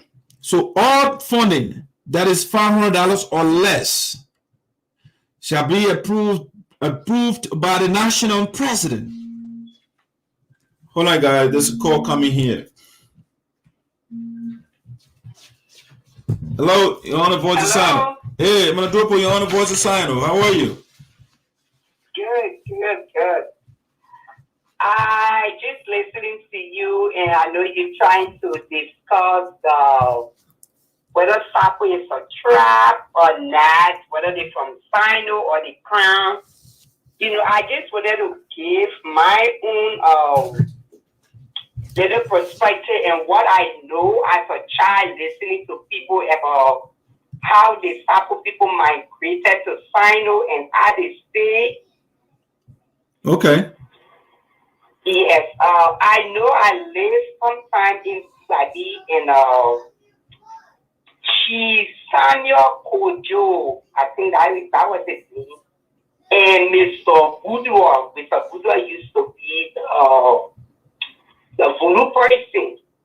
And they used to tell this story that the people came from other Ivory Coast. Well, I know our people got different names that they call it, like the people came to look for the sea, and you know, but the Sarpo people came first before the Krahn people. It's like how now we are refugees or we are immigrants in America. You will see we settle certain places. They will say, oh, the largest Liberian population, you go Philadelphia and you come Minnesota. Because people that came earlier, they were in Minnesota. So anybody coming, they say, oh, when you go Minnesota, at least you will get Liberian to help you. The same with Philadelphia. So according to Chief KOJO, he said the Sarpo people came earlier because they put him group and he actually used to, you know, consider themselves like Krahn, and he used to explain the story. But the people that in SRC, the Putu people in SRC that went further, the Sarpo people, most of them consider the people crew because they settled with the crew people. And back in the days, according to Chief Samuel, he said even when it's time to build the roads, like when the Fire District, the SRC Sarpo, they used to go and do their work maybe 2 weeks. So the other Sarpo people that you find near Grand there, like, and you know, on our side, they consider those people crew people, right? Among them, see Ultra. So according to the people, they came from Grand there or Ivory Coast, and when they came, the Sarpo people went inner, and they went to Sino. Those that went Sino, that went to SRC people, they settled there and they consider themselves Krahn, and then the crew people lived together and gave them things. But then the group that settled in Grand there, they always used to cross and go to Ivory Coast and you know, come to Ivory Coast.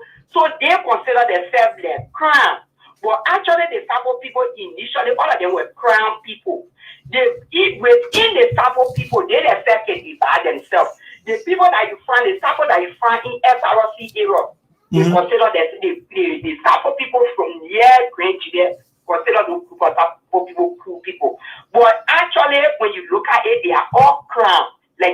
the elderly men that call, they are all crown people. They fall within that crowd, but they are crowned. Even though they in SINOE, like you get GELEO people in Green Chile, you get GELEO people in Nimba. And as time goes by, everybody kind of fight for them to gain their own territory and to be independent. Like we as refugees, we that came to America, we came here because of the war. We people became citizens. Now you see people are fighting. They say the new immigrant. So it's the same thing. We are one people. People migrate from place to place, and anywhere you find favorable and people treat you and welcome you, you make a place your home. Well, if you look at the travel wide, they are all under that Krahn group. Then you know they put them under the Krahn group, but they settle in SINOE and they call themselves SAPO. So, but the SAPO they are divided. The group that you find in SRC, the SAPO that you find in SRC that inside. Most of the other SAPO people that they are going to the way consider those people group. They don't consider them like SAPO like that to Grand Chile way. If you look at it, most of the SAPO people, the Krahn people, they say go to Ivory Coast. Even after the war, like we're saying that we're saying King and the SAPO people, that whole thing, most of them, as the woman was saying, most of them get representation in Ivory Coast. That is why you see most of the real SAPO people, they will always go by the beat of the boring crown because they always in between the go and come, the go and come. But the SAPO for that day, you know that SRC way, they don't come to Grand Chile far easily. They don't consider themselves Grand Chile. They just find themselves and they say we are SINOE. That my little ain't no history and growing up as a child, but then you always explain it as and you separate themselves and how they came to find it. Okay, excellent. But I just want to, so originally when the SAPO migrated to Liberia, were they called SAPO or Krahn? If not, how did the name SAPO come about? According to the name, they were called Krahn. They were called Krahn when they migrated. How they changed their name, I don't know. But they were Krahn. They were Krahn people. They actually SAPO that to SRC. I'm forgetting the way they refer to them in that division. The Waja? They're not Waja. They are. They get the Waja. They get that's another group there. I just forgot. Yeah. And now, oh man, the SAPO in SRC are trying to find. They're not Waja group. Oh yeah, they are Numapo group. That Numapo. Okay. The Numapo. Okay. The Numapo put away inside like SINOE in the Fire District area. Most of them said you don't find them like they don't come closer to the Grand Chile area. They don't like cross to go Ivory Coast side. That group there within the SAPO people said the SAPO people they call them crew. The Numapo people, most of them they intermarry, they live there. And when you go upper, the Tatwa people, when the Tatwa people talking, the Tatwa people are way upper, like the triple area there. When they talking, they speak like Krahn and SAPO. It's totally different. Yeah, somebody wrote a piece today and said that too, that the Tatwa are part of the SAPO or Krahn, something like that. Yes, they're totally different. Very, very different from the group. So it's like the first group of SAPO people that went up, and how the talent mix up and see. So the SAPO, even if you can speak that way, it can move from here more easily. So like the more people that inside SAPO, the very SAPO people that closer to Grand Chile, they don't consider them like the way the other SAPO and the Krahn people can really mix up. They don't mix up with them too much like that. Except maybe because of the war. That had they started the fight war. When we were there, you can't say SAPO then our SAPO, they used to consider them crew. They never used to call them like Krahn, the way everybody can say the SAPO Krahn. The normal people that inside, they never used to consider them SAPO. Okay, but my daughter, before I let you go, by any chance, do you know what it was SAPO mean? SAPO? Yeah. You know what it means or no? Oh no. SAPO. Okay. I will find out. I will ask my mom. SAPO. I know him. Okay. I will ask my mom. You know what I mean? I mean, I want to say is I think from the South pound, so is a lot of people pound means a lot. So this is just to take that pound, they took the pound out of it. Just say Sarpo, South pound because this South pound means a lot of people. Pound means a lot. You know, boy, you can do you can verify that from your mother. Yeah, I will ask my mom where it really is. Yeah, but you know, the same way we not stay in Minnesota, you say like, I mean, we are all the same people. When people migrate, wherever you find stay, where you think people accept you, you make that place your home. You go, they give you place to sleep. From there, they give you place to make your farm. And you know, they welcome you. You go look, you got friends. You go look, people start intermarrying. When you go look, people start making family. That's your home. So just a bit. So the takeaway from what you're saying is Sarpo is Krahn. Is that a takeaway? That's what I knew. Yes, that's what I knew. Okay. That they fall under the same thing, the crown. Okay. And you know, historically, it's the crown. Yeah, but you're using word like they put them on a crown. Who are the day that put them on the crown? Why should we trust those people? No, they came as crown. So when they were doing the separation, whatever who that's it. The dialect that they used to speak, the crown language or so, they were all crown. And I think what I say is the PJ English, like you hear, you see people talking, the Liberian men are staying in Minnesota for long. After a certain time, the accent it will not change to the real African American. I want to think that how things start changing. Okay. The dialect you start moving, so you interact with people because I know what is Sapo ya. My yah will get Sapo yah and yah. The children when all speaking, they're growing up, the Sapo children, their crew, everything mixing. And you know, later on, area will just form something and it will just go by it like that. But when they came as Krahn. Okay. All right, man. Let me tell you, the thing here is not whether they trap or they not trap. I think the point here, people try to erase history. The way we came from Liberia, we came to America, we cannot erase that history, even if we are American. You understand what I'm saying? Even if they go our own state, you cannot discuss it and you cannot discuss Nigeria and forget about what we came from. If they say you can't discuss about the Krahn and the Sapo and where they came from, how they came to that part of the country. There is a history. Okay. And I think what we try to do, because we settle there, then we want to erase the history. And you understand? Yeah. It's not about whether you there or you there, you bad or you there. But the history got to be told. You have to tell the story. Okay. And I think that's what a lot of people don't like. To say that, to tell the story that you came from somewhere before you came here. I think that's the argument that you're giving. When people, they never came, they start talking, they said it was a war. Even the Sarpo people, they said the Krahn people fought in Grand today and they move. So you got to tell the full story. Before you get to where you are, there was a story. You tell the story and we all settle here and we all are one. I think that's the beauty of it, telling the story.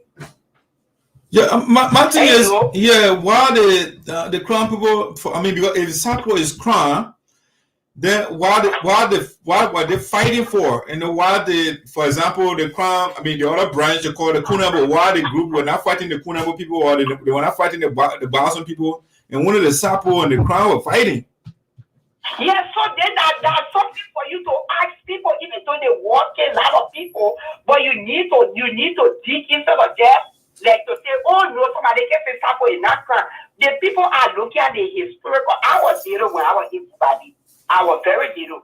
Or Chief KOJO and what is it? Budo. They always used to tell that story. Okay. Yes. Budo used to tell that story. Like when the Mushani people said that outside they play or would say that they used to tell the story. Okay. And if you ask people, even the Tatwa people, the older people will be able to explain to you. It's not about what's happening now, but I think when people talking about Sapo Krahn, it's the history.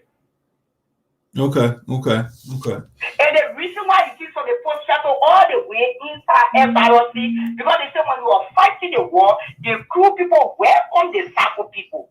And welcome them, not that they call walking and everybody in that relationship. Welcome them, give them place that I know they used to say because back in the day when they building the roads, everybody that part of that district used to go and go work. Right. And the people from how they call the place for SRC area, those people used to go to Krahn district 2 weeks to get the people get their place to stay, and then they go do part of their work because the people were from there, they were one and they were part of that district, they put them in that Krahn district. Okay, my brother, I want to say thank you so much for your contribution. I really appreciate it. I'm learning a lot from the contributors. You know, thank you so much. You need to ask people. I know they want most of the old people come, but there's a history that you know that it's just that we want for this shop. You know, far from the other people. Yeah, I will have a conversation with my mom. My mom knows a lot too, so I will talk to her. We here in America, we're fighting, we're citizens, we're voting, we're doing this. That is 50 people got to fight. But you got to, you know, it's good to get a history instead of all ignoring that part of it. You know. Okay. All right. Yeah, but thank you. No problem. Thanks for your contribution too. All right. So, ladies and gentlemen, let's get to that talking point. It generated a lot of contributions, which I think is very good. I appreciate that. All right. Let's get to this USAA thing that I want to talk about here. I was talking about the president transforming the teleconference into General Assembly, and that is a breach of the Constitution. I mean, every time when people gather on a teleconference, the decision from there, the guys will refer to it as General Assembly. And our Constitution does not say people that congregate on a teleconference or that attend meeting on a teleconference, those people, they are called General Assembly. We can't interpret the Constitution like that. We can't misinterpret it, as a matter of fact, because in the Constitution, teleconference is not even mentioned anywhere there. Okay? So for somebody to have a decision from the teleconference and they will say, oh, that's General Assembly, it's a problem. And that's what some of these, a lot of noise has been generated now in the organization because of the president's failure to follow the document that he took oath to obey. You know, so let me prove that to you, what the Constitution says with respect to what the General Assembly is. Let me take that talking point down. So over there, if you look at his Article 12 of the Constitution, and they say the General Assembly, all powers and authority of the association shall be vested in the General Assembly membership sitting in convention. It can be any clearer than that. All powers and authority of the association shall be vested in the General Assembly. Membership sitting in convention. Okay, that's it. They didn't say that people sitting on teleconference. No, they didn't say that. And so these guys will meet at the teleconference and they will come with a decision to say, this is what the General Assembly says. It is not the United SAPO Association Constitution. Anything that is discussed on the teleconference is not a General Assembly. We have to make that clear to our people. And so we're coming to the next talking point. I just want to point that out. So if the president is treating the Constitution in this fashion, some of us, we are not going to be quiet about it. Because if you do something on the teleconference, a decision from the teleconference, and you want to use it especially to take money from our account, that's corruption. That is stealing. Because it is not part of our Constitution. You are stealing from us. You are hijacking our Constitution. You are hijacking our document. And we can't do that. We cannot be in the U.S. and talking to the people back home and say, oh, they are not doing things right. They are not obeying the laws. And we here too, we are not obeying the laws. And how is it that you're criticizing people in Liberia of not following the laws? When your own organization laws, you are distorting, you are circumventing, or you are making things up, or things up that do not exist in the document. And these guys were posting on Facebook. They'll be saying that they're sitting with the president, and you cannot make the correction and say, no, that's not our Constitution. The Constitution did not say that.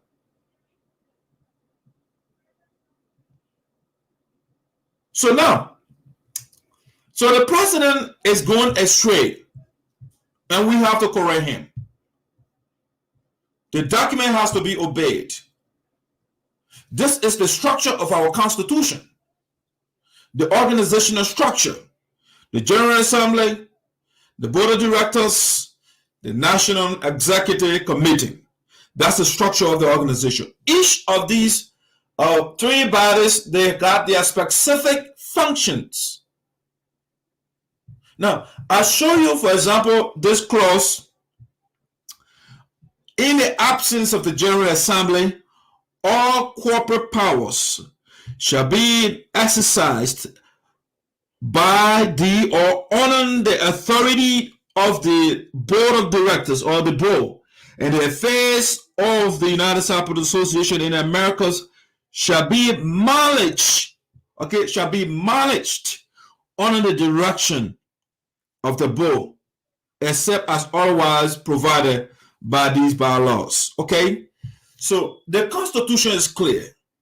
In the absence of the General Assembly, all corporate powers, and then it's also said the activities of the organization will be under the direction of the Board of Directors. Now, when the Board of Directors they instruct the president to do certain thing, the president will flout. He will go against the instruction of the Board of Directors. So then what sort of organization are we running? We cannot respect each other. If we cannot respect each other, then what sort of organization are we running?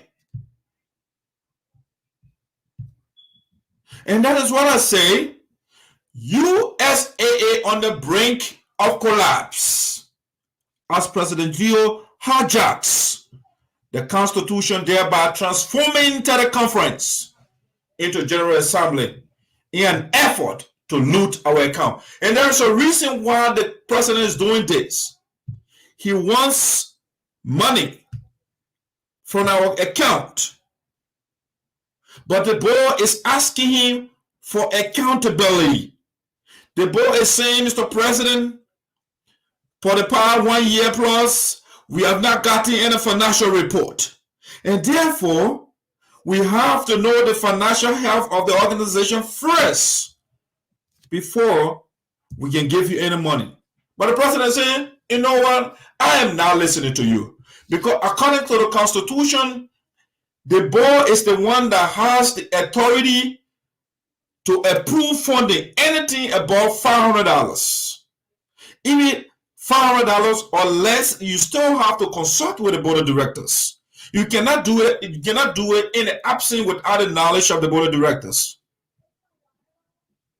But the guy, he fails. The president fails to follow the instructions of the board, and so when he sends his proposal to the board will give you an advice and say, "Oh, Mr. President, they will give you recommendations if you want." But then the president will say, you know what, I'm not going to follow your recommendations. What I'm going to do is I'm going to call what we call general teleconference. And since you don't want to approve my money, the people will vote on a teleconference whether to approve my budget or not. But the Constitution did not say that. They didn't say the people on the teleconference can approve money. No, they said the Board of Directors. Anything above $500, you need the approval of the Board of Directors. And not people on the teleconference. If we're to gather at the convention every year, that's what they call General Assembly. Every year we have to meet at a location. All the members, if not all, but at least majority of the members will congregate in a building. And then we'll review the work of the administration that will make report to the General Assembly. Those people that gather, we got 6 chapters in the union. The president will send out teleconference. He will send out communication. He will not send it to the members. He will send it on Facebook.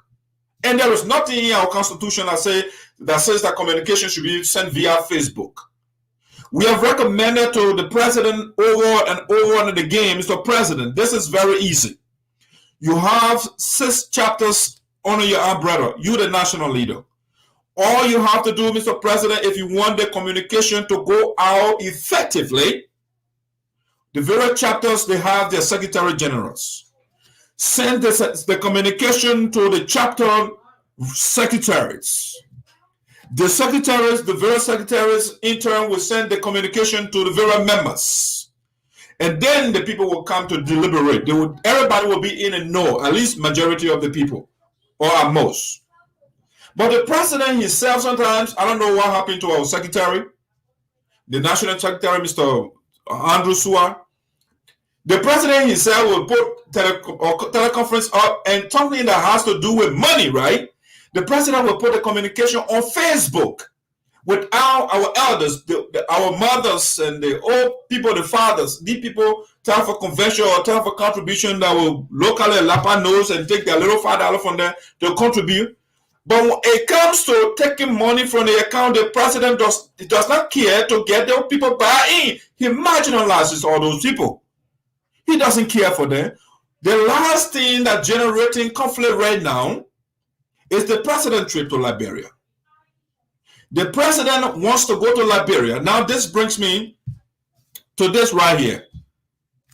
Board member Galallay Foley's Russia's pressure compelled President GELEO to submit sloppy financial report.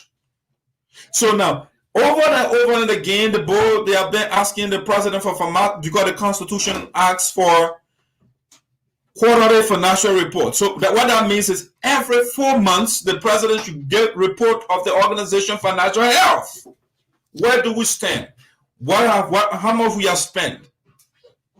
Okay, how much is coming into the account? Let them know what's going on with our account. But they have asked the president over and over, he refused to listen to them. So, but Madam Galallay Foley has been insisting that, Mr. President, you have to give a report. Okay, in the absence of financial report, then the president said, you know what, you have to finance my trip to Liberia. First, he sent out a voucher, a proposal that has different numbers on it. 5,000, 7,000, 8,000, 16,000, 15,000 on a same report, on a same voucher. He got different numbers on it. So the board rejected that. They said, sir, we don't know what you're talking about. You want 14,000 or 16,000 or 7,000? How much you want? But in order to do that in the first place, we need a financial report from you first. What have you been doing? What is the status of the account? Let's know it first. So the president refused.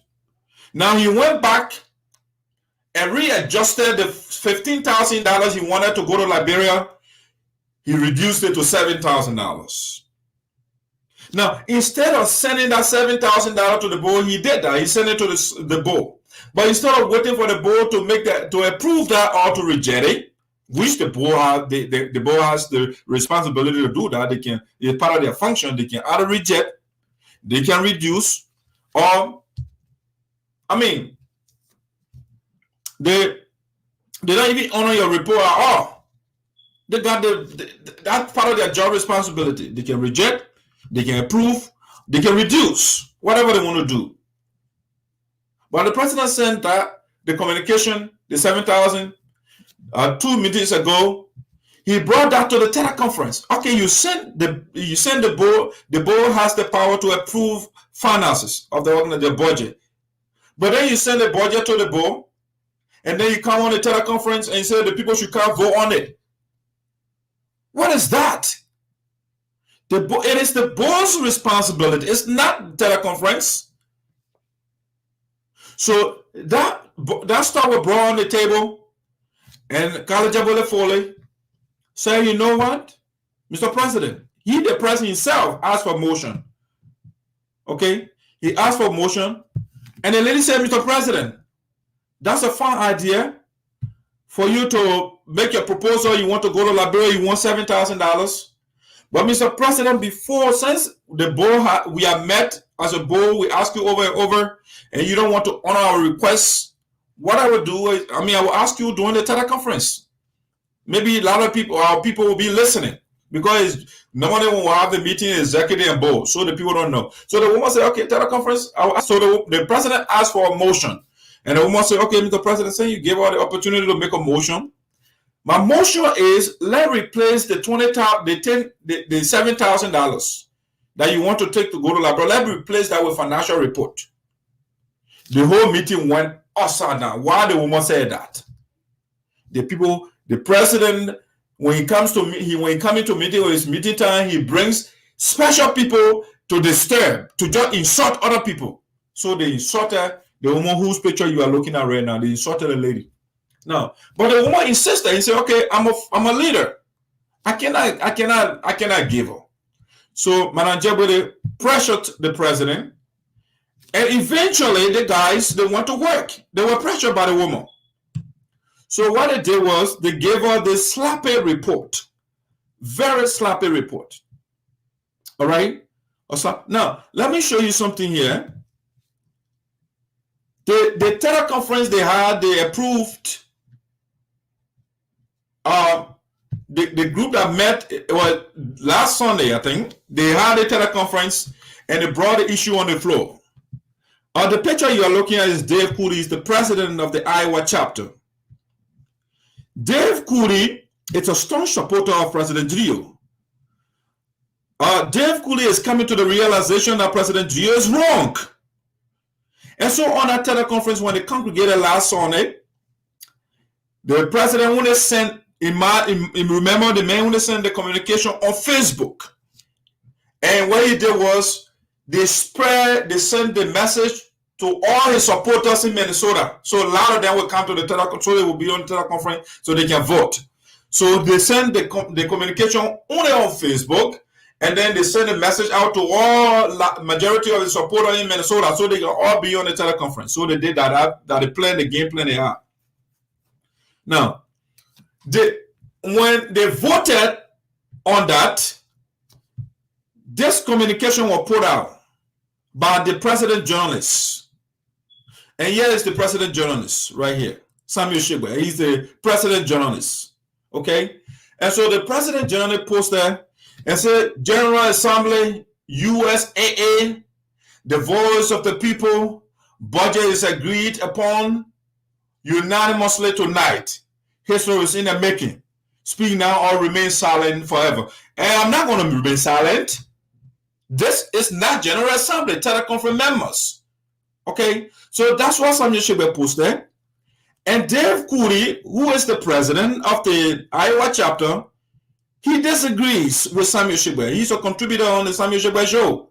So Dave Cooley, the president of the Iowa chapter, came back and said, "No, sir, this is not right. This is what Dave Cooley published as his reaction." Let me read that. It's small on my screen, so let me look at my communication and let me look at it. So we can read it to you what Dave Cooley said. Okay. Let me get to the communication quickly. Dave Cooley. Give me a second here. It's kind of got a lot of documents that I got to plow through them. All right, so right here, this is what Dave Cooley wrote. Dave Cooley said, let me zoom in over my eyes. So he said, teleconference is not General Assembly. Okay, that the president of the Iowa chapter, Dave Cooley, talking. Teleconference is not General Assembly. This president had failed to educate his membership that there is a difference between teleconference and General Assembly. For your information, per our Constitution, General Assembly meets once a year to conduct business for the organization. President Dave Cooley is up to something here. He understands the part of the Constitution. Okay? For your information, per our Constitution, General Assembly meets once a year to conduct business for the organization. Please stop referencing teleconference as General Assembly. Okay? The president had not been forthcoming to educate those of you that reference a teleconference as General Assembly. The vote tonight is illegal. That's President Dave Cooley talking here. That's the picture there. The president had not been forthcoming to educate those of you that reference a teleconference as General Assembly. The vote tonight is illegal. And the president was not forthcoming with all information when he declined to disclose donation from one of our chapters within the union. As president of a chapter, I object to the taking of $7,000 from our national account and will continue to speak on this matter. Dave Cooley is right on this one. All right? And this is what we expect from the leaders of our various chapters. If the president is going astray, tell he is wrong. Tell President KOJO that he is wrong. And this Cooley is absolutely right here. This is illegal. Taking $7,000 from our account, Mr. President, I am with Dave Cooley. You are wrong. This is illegal. This is stealing from us. This is robbing our account. Teleconference does not constitute General Assembly. Dave Cooley's statement is on point, so I want to read that again. Because Dave Cooley is a staunch supporter of President GELEO, and he is coming to the realization that this guy I have been supporting has been doing things wrong. He's wrong. Teleconference, this is Dave Cooley talking here, not me. Teleconference is not General Assembly. This president has failed to educate his membership that there is a difference between teleconference and General Assembly. For your information, per our Constitution, General Assembly meets once a year to conduct business for the organization. Please stop referencing teleconference as General Assembly. The president had not been forthcoming to educate those of you that reference the teleconference as General Assembly. The vote tonight is illegal. And the president was not forthcoming with all information. Listen to what Dave Cooley is saying. The president was not forthcoming with all information when he declined to disclose donation from one of our chapters within the union. Okay? The problem is, I wanted President Dave Cooley to have highlighted the name of the chapters whose report or donation that the president did not report to us.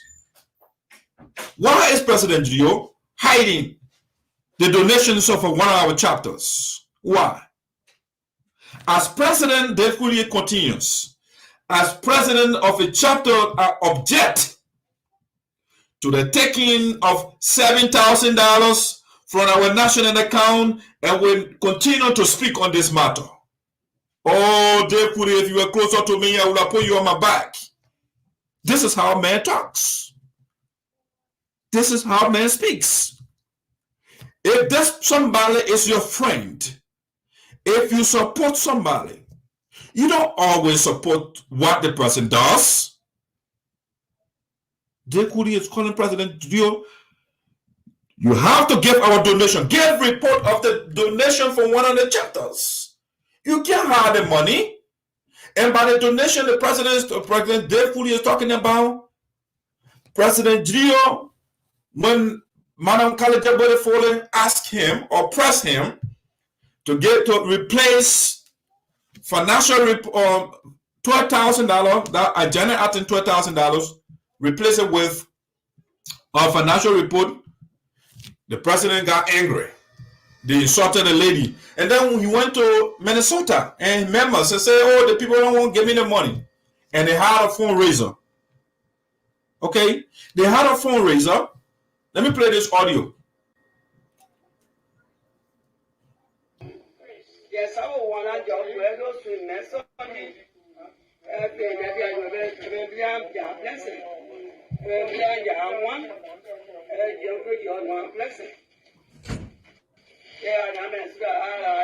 I am one will live. I will carry the back. Yeah, carry the for water. God will bless you. Yes, your song. I will carry the day. That's a pretty carry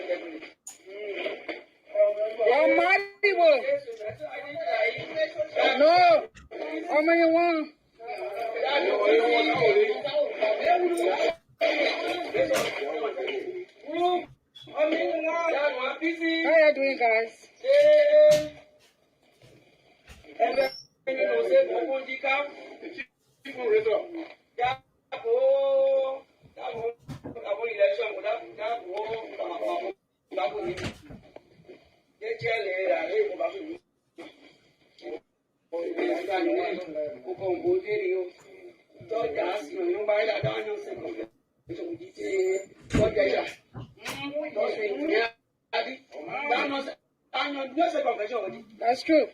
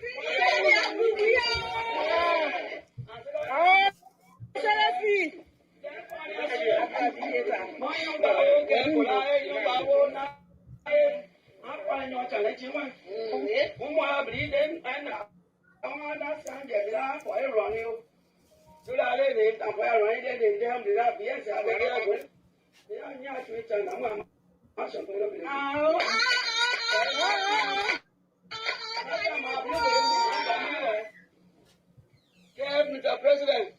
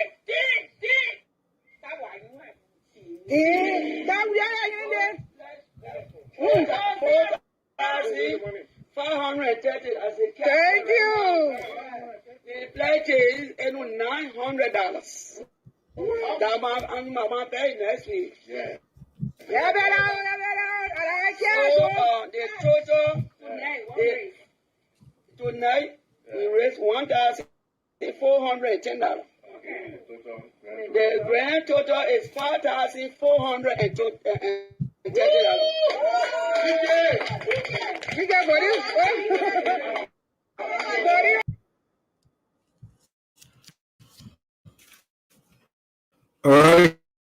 Let me see. How much I get technical problems today. Let's see what that would be good before I go with my speech.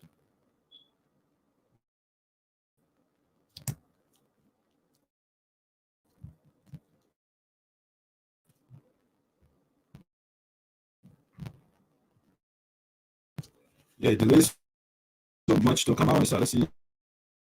I want to make sure my audio is good.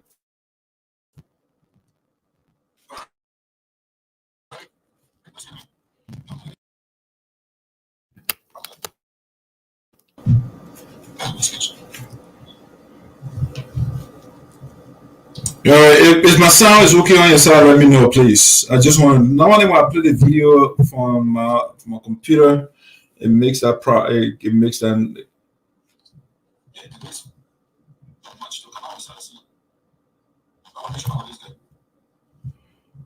Please let me know if the sound is good.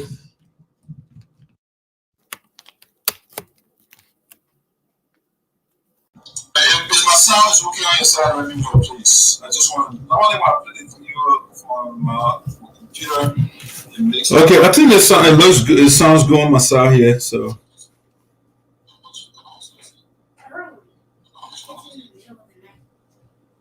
Please let me know if the sound is good. All right, the sound is good. All right, so like if you listen to, so Dave Cooley, when he talks about the communication that I was just waiting for Dave Cooley is saying, when he said donation, because the people we're talking about, the report they just made, $5,430, okay? $5,430. So Dave Cooley said that the president did not declare declare the amount or donate the amount, report the amount that was you okay? The amount that one of our chapters donated to the president, $5,430. The president did not report that.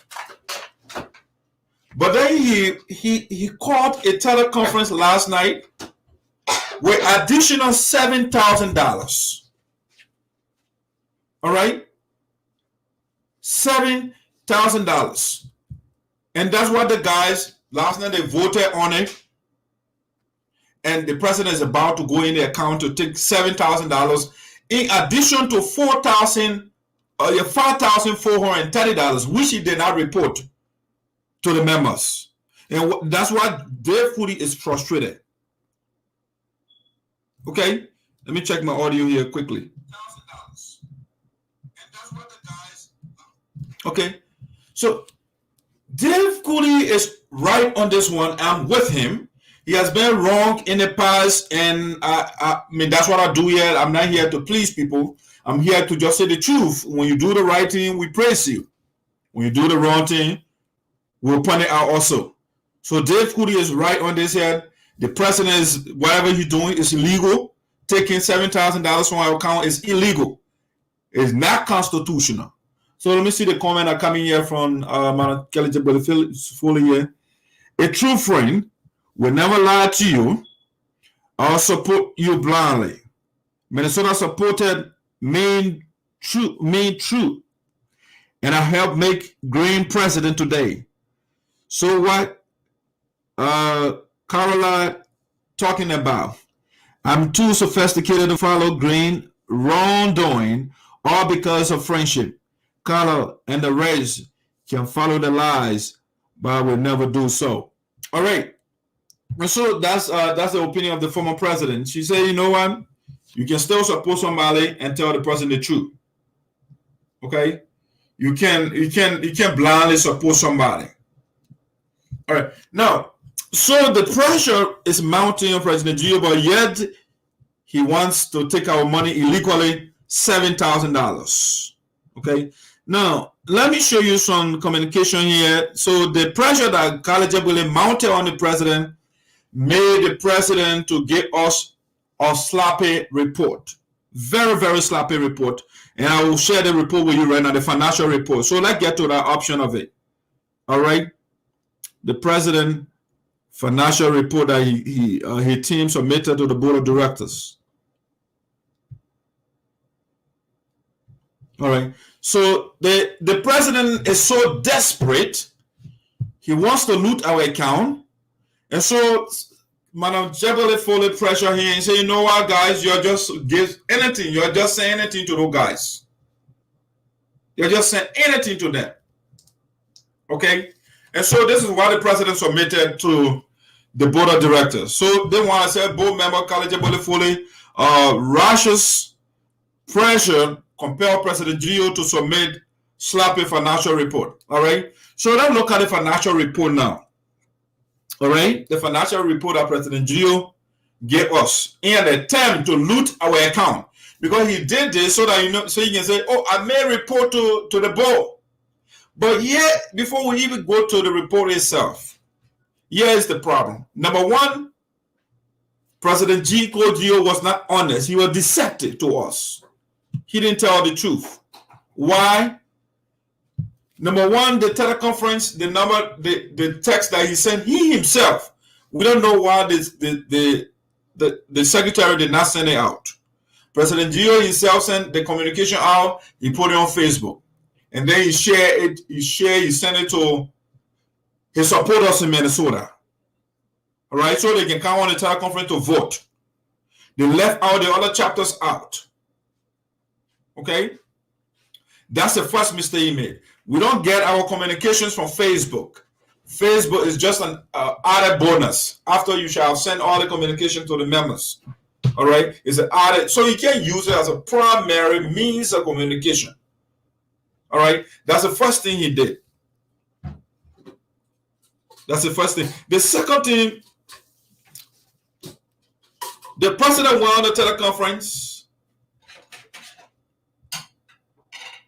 and put this to a vote instead of the board doing their job. That's a huge blunder.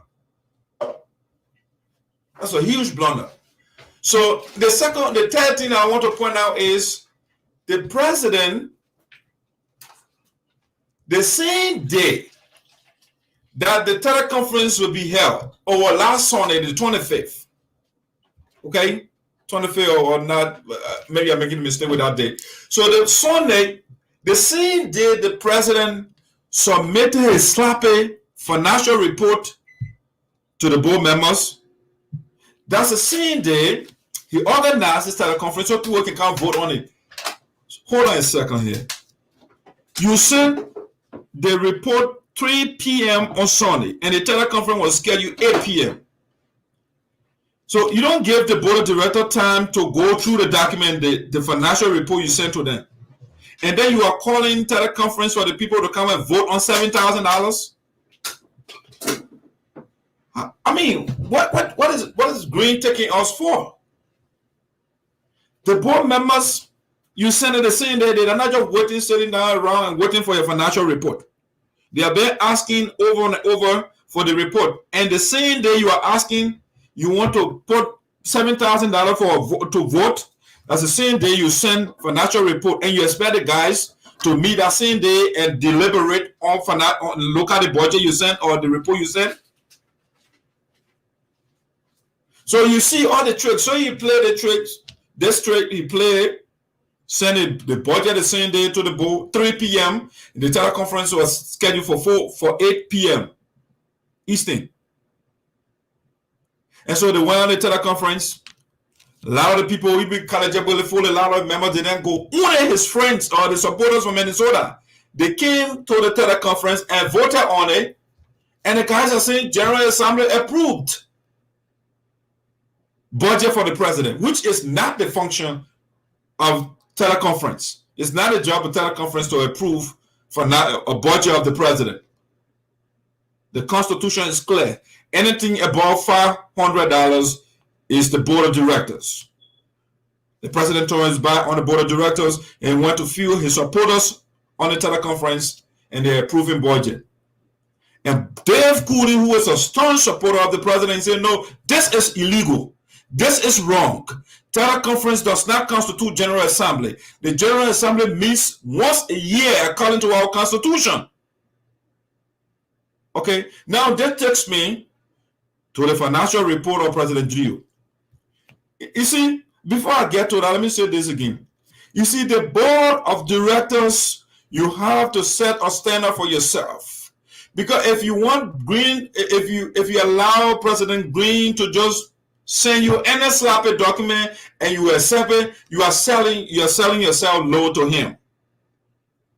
How in the world would you send this document? I mean, my daughter who is not in the house, she's not in 4th grade, 3rd grade. She will do a better job than what the guy submitted. It was an insult to the board of directors. If I were on the board, I would tell the man, carry that document right back and go do it. You don't send this thing to me. Oh, no, you can do that. So this is the document that the guys they submitted. I mean, in different forms. Okay, letters and pieces. I will read it so you can hear what our financial team they sent to the board of directors for the guy to it, and they accepted it. I will put that thing in the trash. I will go on my computer and just say delete and send you communication go, or maybe you send it back to you and say work on this document again. That was a blatant disrespect to the board of directors. That shows that President Gio doesn't care for the other people. He doesn't care. He wants people to respect him, but he doesn't want to respect the other people. He can't do that. You send that kind of document to me, it will be jettisoned immediately. It will be trashed. That's a trash. This is. Let's get to that document quickly here. Let me show you.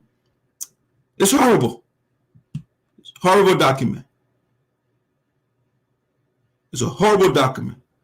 And by the way, these are the people that wrote it. I'll show that picture to you. All right. Let me put this in. And that's the author. They tell you we the one wrote it. Let me get to this stuff real quickly. It's small on my screen there. So let me get to the other document here. So this is what it said. What you're looking at right there is reading. They said the United Sappo Association in America's national chapter. All right. Internal quarterly financial report. All right. For the period covering August 28th, 2020 to February 28th, 2021. All right. Let's do a little math here. All right, they say quarterly, all right, quarterly. So they said August 2020 to February 2020. So August, September, October, November, December, January, February. That's about 6 months. This does not constitute. That is not quarterly report. It's not quarterly financial report. So the guys, first of all, they are not following the Constitution. They are not following what we put in place. So they gave us 6 months. I don't know that half semi-annual report. It's not quarterly report. All right. So they went on to say the date February 28th, prepared and submitted by Darius G. Muyen Suyon and National Treasurer and Oteka Soen Financial Secretary. All right. These guys are confident to put a name on the team. This is the financial secretary, Darius Moy. Not the financial, but treasurer.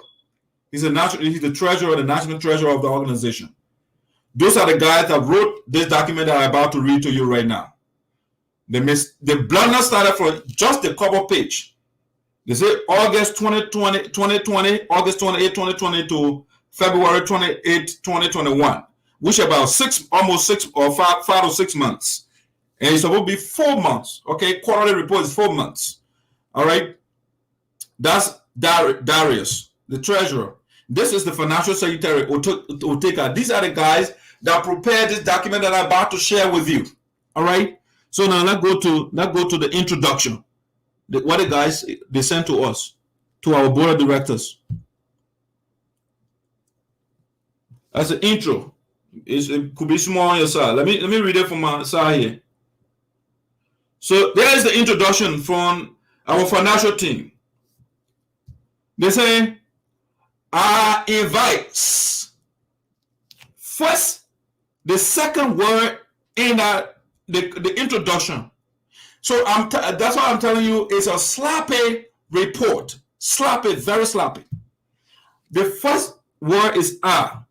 The next one they say invites. I invites. The guys don't care. They say, you know what, we'll say anything to this guy. Whether the grammar is correct or not, we don't care. I invites. The Sarpo guys are speaking that. This is not English. You say invites. You put S, you say I, you say invites. I'm not an English major, but this is horrible. I invites. It's a disgrace not only to the author of this document or authors of the document. It's a disgrace to our entire organization. For the financial guys of our team, of our organization, that nearly everybody respects, to write and say, I invites the attention that Darius and Oteka writing and not me. Okay? I invite the attention of the board of director. Okay? They say board. Now, first of all, that's why I said the guys don't care. It's a slap it. They don't care. They bring your tournament, your job, write anything, you send it to the guy. We don't care. The board of directors is a proper noun. Okay? And my elementary English that I learned, when it's a proper noun, you have to capitalize it. I invite that I meant talking, not me. I invite the attention of the board, so that B gotta be uppercase. The director, they say director. That means that one person, when say board of director, it's a board of directors, because a lot of people that are on our board. So you can't say board of director. Okay? So the guys don't care. They just write anything. Apparently they were on the liquor table, doing a number thing, drink, and then Green said, man, you just post on a thing together and send it to those guys. And that's why they did this. I advised the attention of the board of director and the entire membership of the United Sappo Association in the Americas. Okay, they say they make it apostrophe S. You know, the guys don't care. They just write. What you put apostrophe S for? In Americas, you don't need an apostrophe. Okay. The United Sappo Association in the Americas apostrophe, right? Or S. To the financial report for the fiscal period August 28, 2020 to February 28, 2021. They're going to say financial overview. Okay, this is the overview they come and give us. The following expenditure. Let me pull that so we can look at it together. The following executive discussion. Okay, the following executive discussion and analysis. So anytime in English I was told when you say and, there are two things, right? The guy said the following executive discussion and analysis. Then they say provides. Okay, he said there are two things you give over there. He said provides. So I'm telling you, either these guys don't know basic English or they don't care. They just do anything just to disrespect other people. The following executive discussion and analysis provides an overview of the United Sappo Association in Americas. They repeated the apostrophe again, or apostrophe S, of financial position and performance.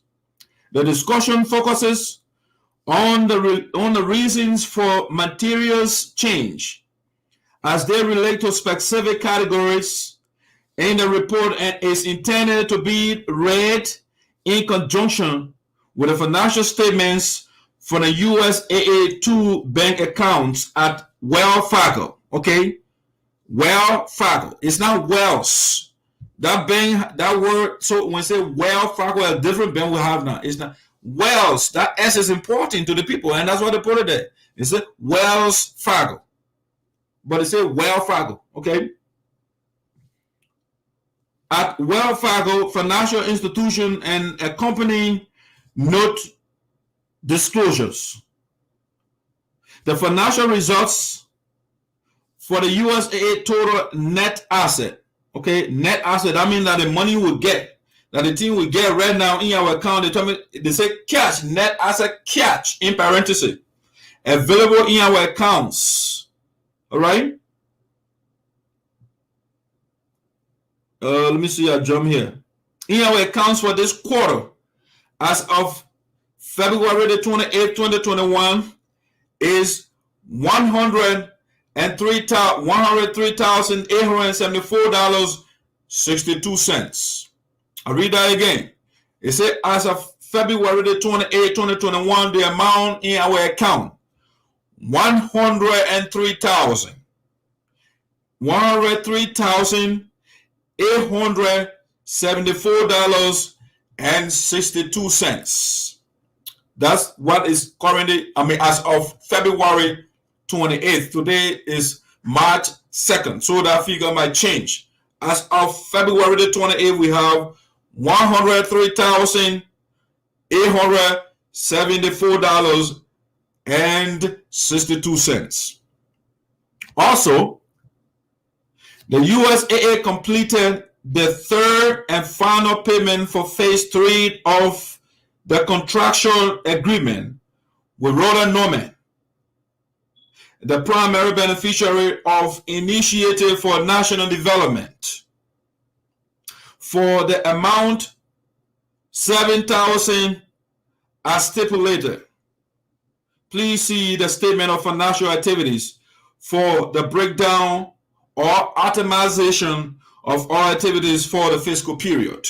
All right, that's the introduction. So as of now, as of February the 28th, 2021, the United SAPO Association in the Americas, their bank accounts, because we got 2 accounts, okay? So the total for the 2 bank accounts, $103,874.62. That's what President GEO is telling us. All right. So the next one here that I want to look at, let's look at the report they gave us, the items. All right. So those are the listing. Hopefully it's clear to you. If not, I will read it on my side here to you. Let's go back here. Total expenditure over here. So there's a line here that says subtotal $75 total expenditure $16,000. Let me see. Let me go to this list right here that I have on the screen. So if you look at the specifics here, they say United SAPO Association in America's statement of financial for the period covering August 28, 2020 to February 28, 2021. And they have here charge. I want to make this thing bigger. Okay. So expenditure, meaning the amount we spend, the money that leaves in our bank account, expenditure. All right. Then look at the expenditure, the thing that we send out there, the money we pay from our account. They said economy links hosting with panel renewal, USAA website. And over here they say for that is $100. All right, this is news. This is news to me. I do not know. I've not been told. We have not been shared any website of the United SAPO Association. So right now they say we spend $100 for the renewal of our website. Okay, I don't know about any website. I've not seen anything with respect to United SAPO Association. So maybe some of you have seen it. I'm a voracious reader. I like to read stuff. I had the information made available to me. I will check about. They say we have a website that has a renewal fee of $100, so they put it in that. But the website has not been shared with us. Maybe just for President GEO and followers. All right, so $100 for that. I won't pay for that website. Transportation of 15 hospital mattresses from Minnesota to Monrovia. They said $375. Okay, this was done unilaterally by the president. It wasn't done with the acquiescence of the board of directors. Okay, the president just did it because if it's in his scope, according to the Constitution, $500 or less, he can do it. But it has to be in consultation with the board of directors. But you know what? He doesn't care. So he went and took the $375 to shift mattresses to Monrovia, from Minnesota to Monrovia. On the expenditure, another thing that we spend from our account, USAA purse. Okay, we spend money to the Yimpan family in Liberia, and so for that we took $4,000 from our account. All right, I go to the next one. USAA rep or representative, A.S. Taffin. All right, Augusta Taffin, when you're going to Liberia for Minister Yimpan of Finero, the giving $2,000. All right, according to the report here. Also on the report, they have here the money we took from our account, the expenditure. They wired or wire transferred to LDBI/beneficiary Roland Norman for phase 3. So phase 3 of the next quarter, the last money, they say $7,000, they sent it to Roland Norman through LBDI, a bank in Liberia. Another one that came from our account, medical assistance to Miss Dorothy Shadaman. So over here, it said $2,500. This is the kind gesture, but the money was not approved by the board of directors. The president circumvented the board of directors and their own thing. All right? He didn't get the approval of the board.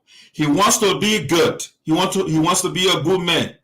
Oh, when I sent it to the board, they will not approve it. So I will take the charge. I will take the responsibility. I will do my own thing.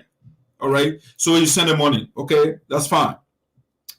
I mean, fine. Well, the process is not fine, but the decision is good.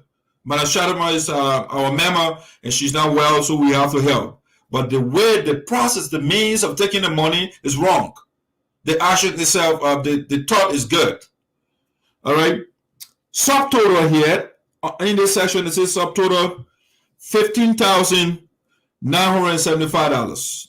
It came from our account. Okay, that's the money. The subtotal here, $15,975. Now they go to the next section here, support to other organization or individual. So they say subtotal 0. Then they go here, other fees. Well, they say Wells Fargo. It's not Wells Fargo. The S, that one is swallowed, you drunk it with a liquor. Wells Fargo bank wire transfer fees. So the $7,000 that was sent to Roland Norman, the transfer fee for that is $45. It came from our account. All right. Then they get Walmart wire transfer fees. $4,000. The $4,000 is sent to the late Jimpan's family. For the transfer of that money, the $4,000, it costs $30.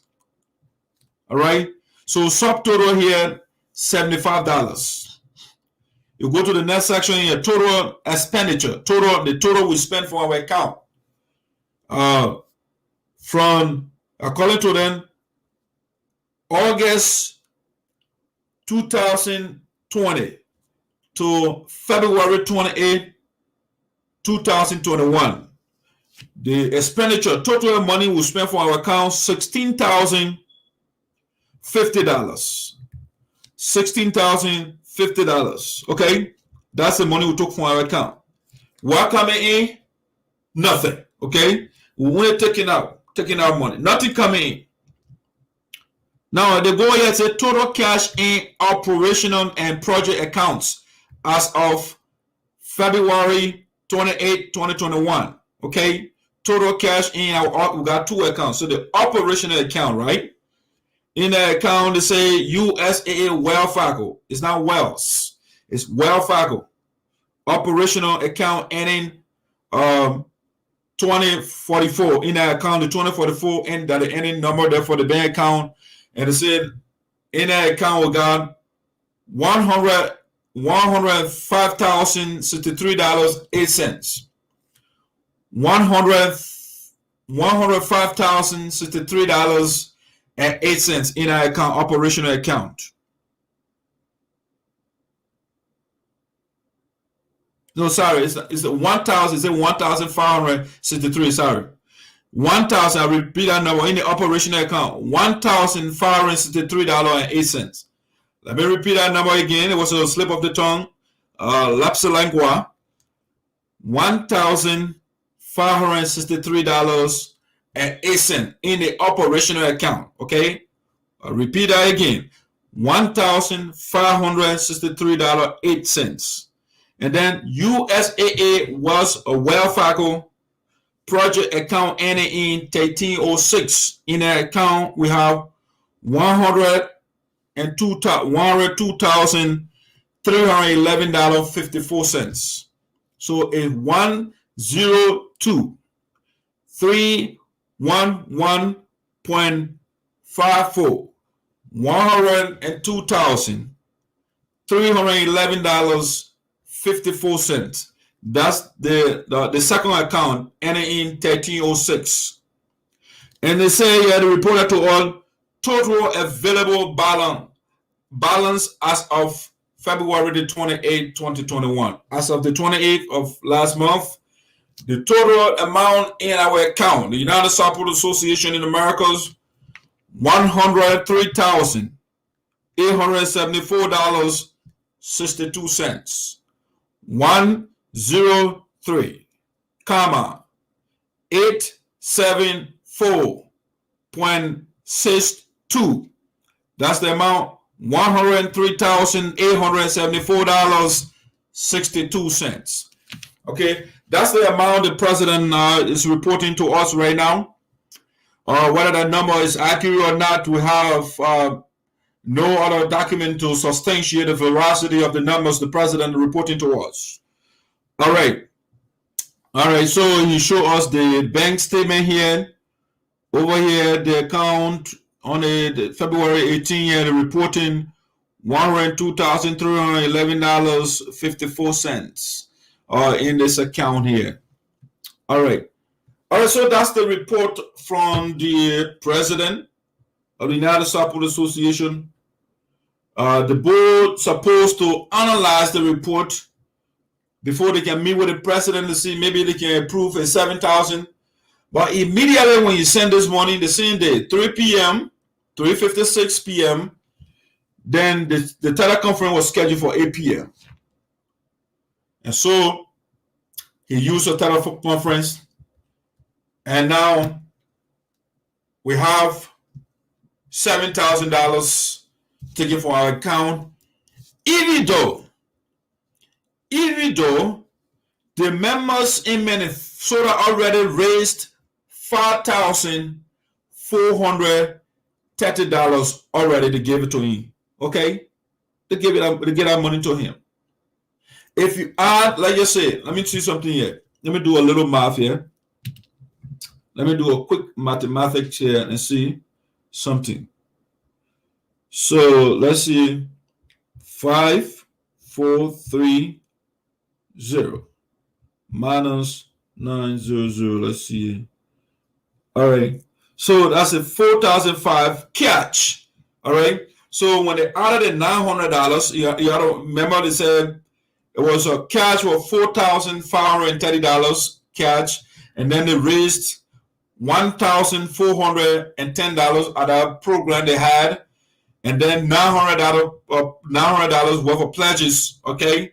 So if you add all those numbers, so the $4,530 plus 1,410, it brings you to 5,940 plus 900. All right. So it brought this. If you added 900 there, you're talking about $6,840. Okay, that's the total. That again, when you add it, plus the 900, when the people pay that, that's $6,840. So now the $6,840 plus $7,000. President Gio right now, he's taking to Labrador $13,840. $13,840. That's the total. I'm talking about catch that President Gio is taking to Liberia to bluff with. All right? That is why he's taking. He's not the only reason he's going to Liberia with $13,840 is to go dedicate Nassau Quarter. It's not to give our children scholarship. It's not to put medication in our hospital. It's not to provide clean drinking water by building hand pumps for our people.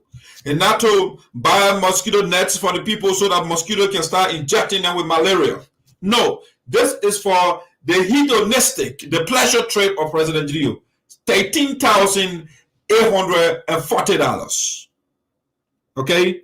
If you added the $7,000 that they took, they voted on him and his team, they voted on last night, President GELEO is in a financial neighborhood of 13,000, okay? 13,000. Let me read the number before I forget it. $13,840. Okay? That's how much the guy is going to Liberia with. The question is, what benefit is this money to the people? What benefit? So the organization is gradually getting to a point where it is now called the United SAPO Association in Americas to support President GELEO pleasure trips. He went there first to Liberia. He was giving a lot of money. He came by no report. The same thing, at least this one is small. When you were going first, the memo raised, the board approved $3,000. The Minnesota chapter, the president then, Robert Tuba, went illegally, went to the account and withdrew $3,000 and gave it to him. That was $6,000. The members in the whole union, they contributed. We don't know the amount. The president did not report to us. Okay? So the $13,840 are tip of the iceberg. The $5,000, the $6,000 plus that the poor gave is not enough. President GELEO wants more money from the account because the guy said the man needs a 5-star hotel. He needs 2 vehicles, and so on and so forth. So that's where we are right now. Before President GELEO leaves power, the 103,000 and something that's in our account will be gone. Yes, it's not for some. It's not going for something good. It's going for just pleasure, just to satisfy Green and his followers. It's sad for us. It is sad. And I don't blame the guy. It is the board's responsibility to checkmate these things that Green is doing. But I said, so Green can take any money from the account anytime he wants. He can contravene, he can break the Constitution and take whatever he wants. That's okay. You have, as a board, you have what they call fiduciary responsibility. And what that means, you provide oversight, you monitor the activity. You are the major group of people that govern in the organization. Green is just there to implement what you say. But now Green is not listening to you. He taking $13,840 to Liberia to dedicate next quarter. Meanwhile, President Francis Clamar is in Liberia. She is part of the National Executive Committee. She could easily dedicate that building. Green can call and say, "Oh, the woman went as far as Johnson." She could have done that. The building was, the next quarter was built in Johnson. She could have done that. We save the money and get children scholarship. No, Green upon you, you go.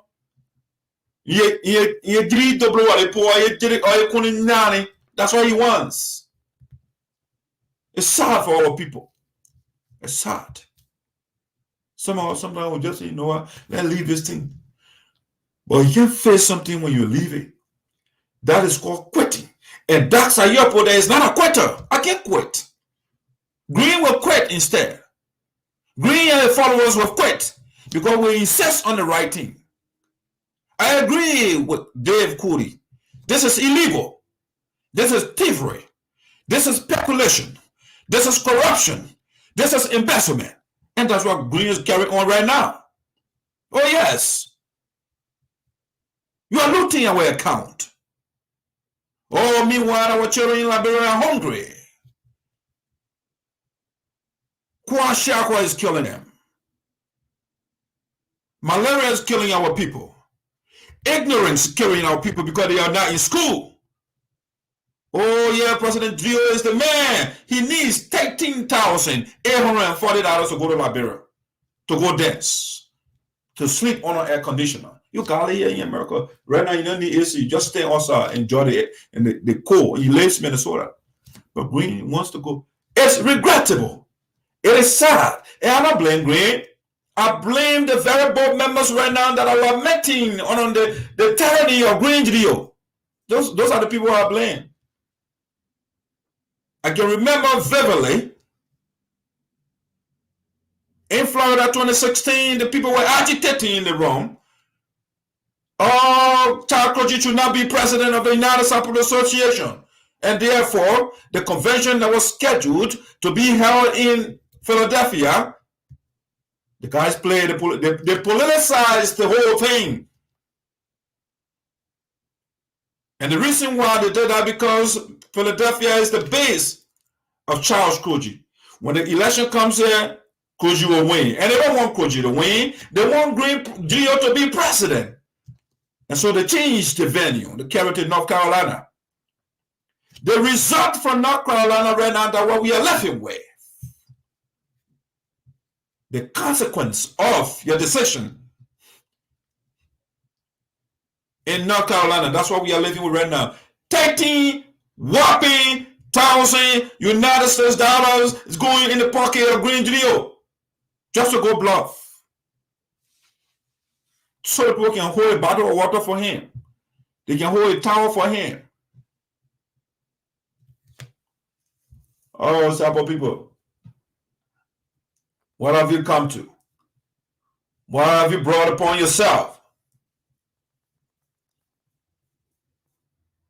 I know what we have brought upon ourselves is oppression. As we are living on the hegemony of President Geo. He doesn't listen to anybody, but few people in Minnesota, the praise singers, they will look at the Constitution as glaring.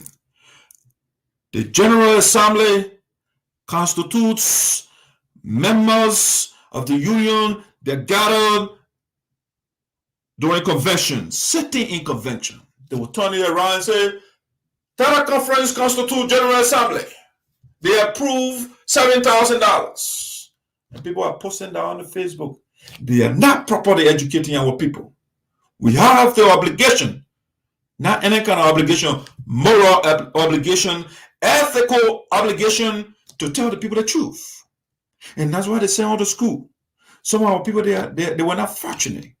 And they send out to school. And instead of us telling them the truth, they are embellished. True,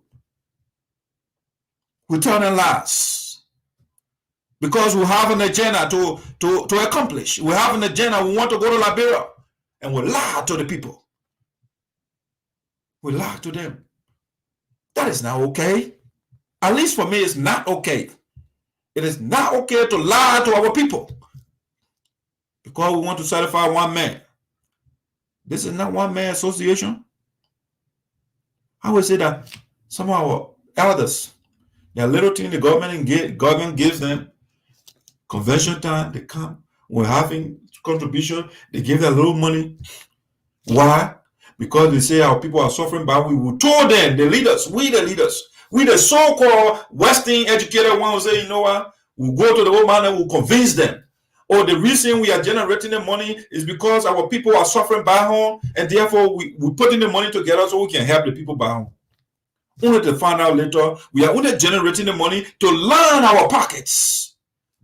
Oh yes, to line our pockets. To line our pockets. And that's what we're doing it for. It's regrettable. It is lugubrious. It is repulsive. Objectionable, reprehensible. Oh yes. How can we do this to our own people? I was in Liberia. I'm not talking about something abstract here. The people saw me palpably in Liberia. I was there on the ground. I interacted with them. I saw the plight of our people with my 2 eyes. Sad for our people.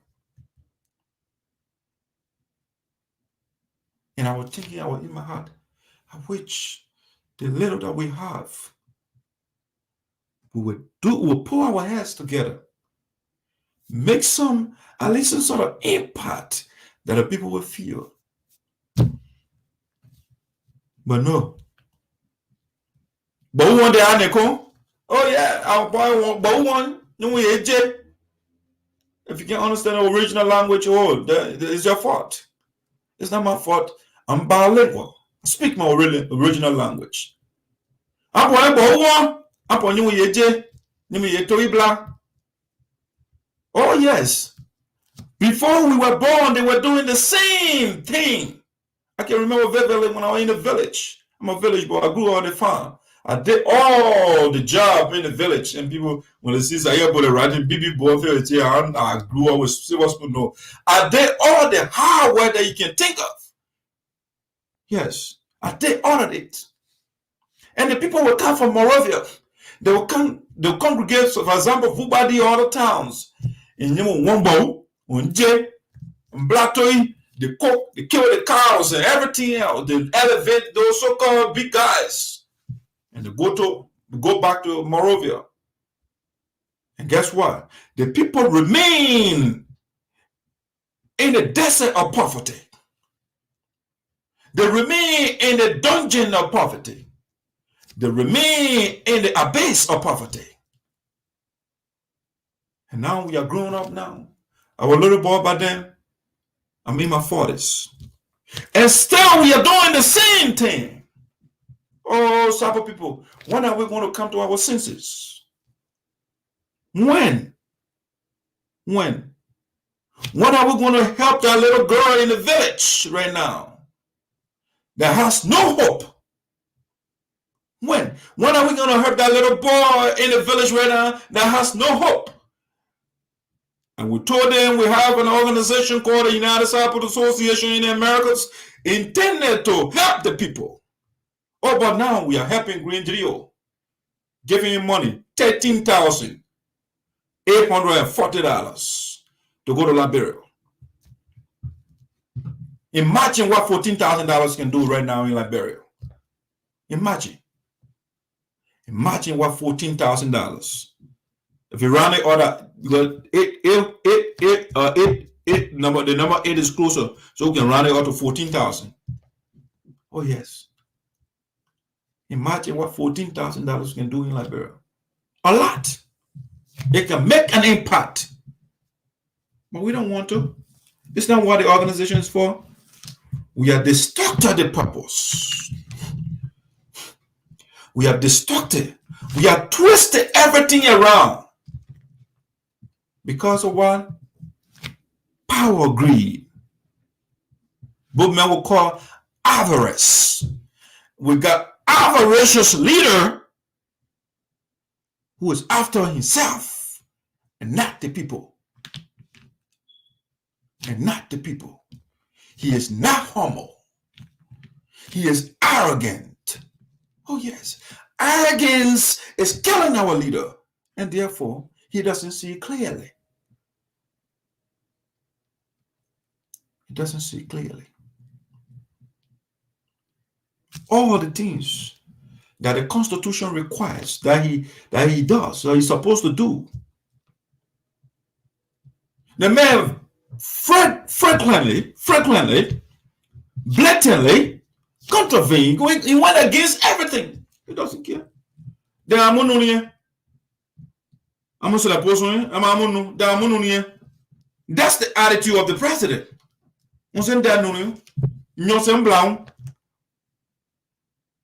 But there's a legal recourse. Yes. You take the man to court. The man put himself record, give us the document, and will tell us, this is for paper trail. I have taken the money already.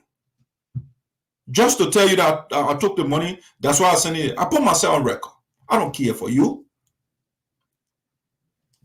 So that's the United Sarpo Association for you. And there we are. People send, they hire every morning, they hear that box. And one person is having the one boat, and one person having fun with it. How sad. How sad. There we find ourselves, ladies and gentlemen. Welcome to the Voice of Silence. Let me transition to my last talking point, and we'll call it a night. At this time, I want to take you to Sarpo County, Mississippi in Africa. The land of Dr. Sarpo the Esoteric. The land after which the show was named, Voice of SINOE in the Diaspora.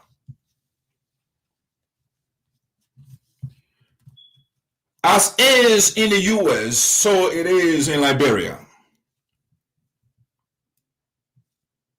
Nothing is going straight. When I say in the US, I mean the Liberian organization, or to be specific, the United SAPO Association.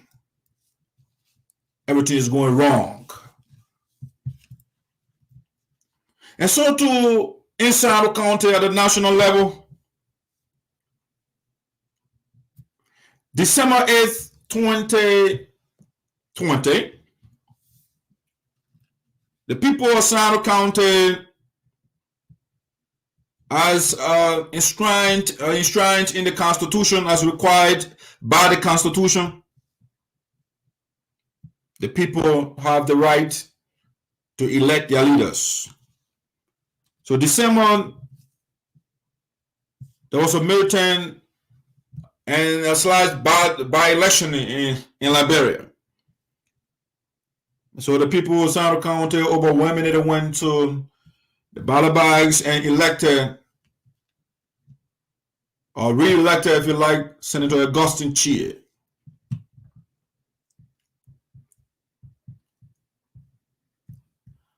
They elected Senator Augustine Chie, this man right here.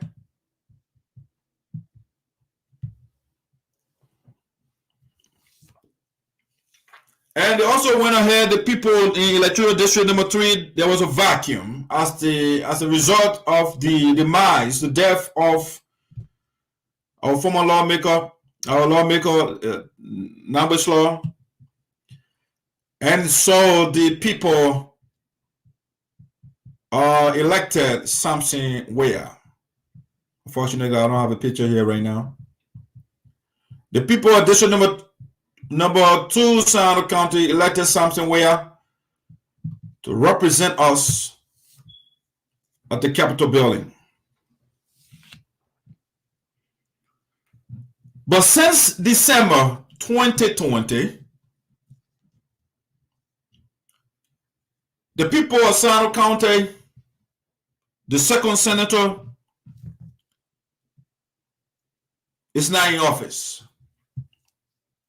Since December 8, 2020, the people of electoral district number 2, Sarpo County, the man that gave their support or their mandate to has not sat. And so the people of Sarpo County, they are underrepresented in the Capitol building. The building you are looking at right there. We are not fully represented. And that is what I say, a county without full representation. The quest of Grace Krahn and OTHELLO KOJO to suffocate the will of the people at the behest of Senator TEAHJAY.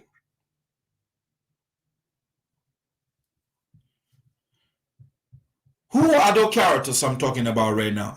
You don't know them? There were 2 contestants. They participated in a prior election, and the guys, they were defeated, clean and clear. This is Madam Briyama. Madam Briyama was politically decapitated by Senator Chie, or if you like, democratically beheaded by Senator Chie. You are talking about 2,000 plus vote margin. But Madam Briyama says, you know what? I can't take it. It's fraud. those 2,000 people that plus people that voted for Senator Augustine Chie, they voted for me. The people switched the numbers around. And she is not doing it at her own volition. She is doing it because she has been pushed by Senator Milton TEAHJAY. And the reason why she has been pushed is because Senator TEAHJAY is losing ground in SINOE County. He wants stooges. He wants people he can pull around. And so he did not support Augustine Chie. He supported Brianna against Augustine Chie. And then he supported the other guy in district number 2. OTHELLO KOJO. Other people say Nambe, but I call him KOJO. He's a non-Liberian that grew up, he's from Ghana and grew up in Liberia. That is not a Liberian look over there. No, it's not a Liberian look. So OTHELLO KOJO was supported in electoral district number 2, and he was defeated by Samson Weah. But because those two people that won, Augustine Chie and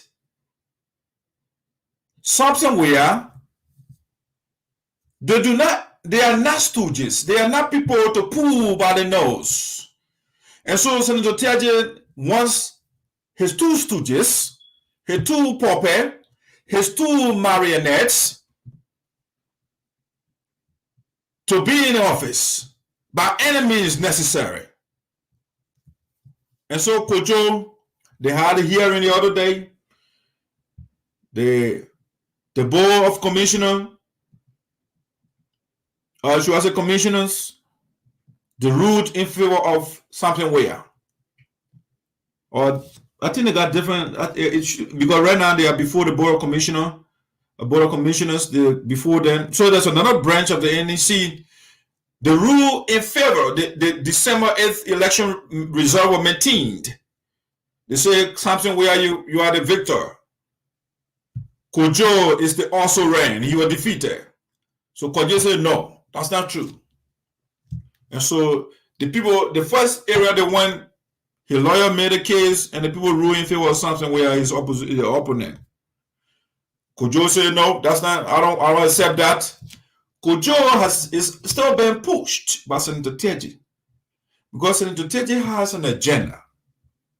And part of the agenda is to create conflict by confiscating people's land, by taking people's lands. So he wants somebody in the lower house that will push his divisive bill or land confiscation bill and other things that he wants to do. So he wants Grace Carl and Brianna in the Senate to work with him so that she can support him, lobby and do whatever, so whatever he wants, it will go through. And KOJO will be in the lower house also to push whatever he wants. Because you have to understand, both houses, they have to concur. There's something they call concurrence. So they have to concur for certain things to go through. And so that's the campaign our senator is running. And so in SINOE County, we don't know what Samson Weah and let's call it, and Augustine Chie, whether they will be in the Capitol building anytime soon. So the people of SINOE County, your decision is not respected by your senator.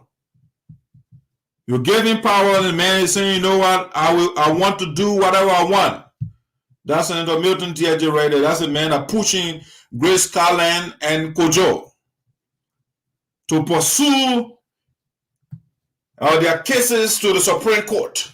They shouldn't take any decision from the Board of Commissioners or any lower branch. They got to go all the way to the Supreme Court so that they can be victor by any means necessary. But the results are not pointing in that direction. It's just that they just feel like holding the people of SINOE County hostage.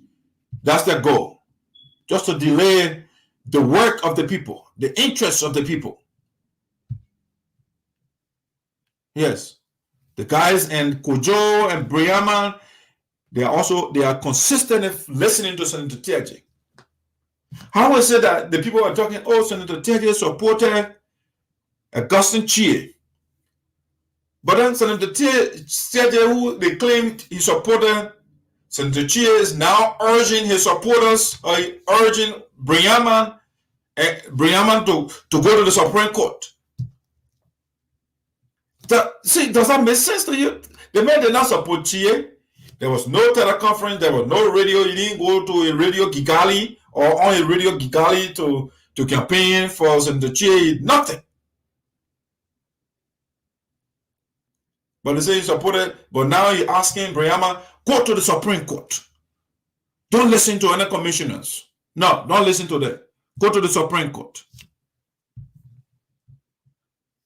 A county without full representation.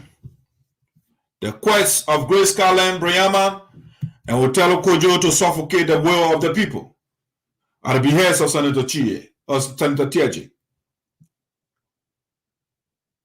They want to do everything to thwart the mandate of the people. But for all indications, things are not in their favor. It's not going to work. So why waste the people time? Why waste the people, the representation of the people in the Capitol building? But hey, the guys get some money to spend. Kojo, Senator TEAHJAY stole our money, remember? Our county development fund, almost $4 million. And so now he's sponsoring broke Kojo and broke Grace Carlin and paying lawyers so that they can go as far as they can go. You see, if you do not carefully choose your leaders, this is what you get.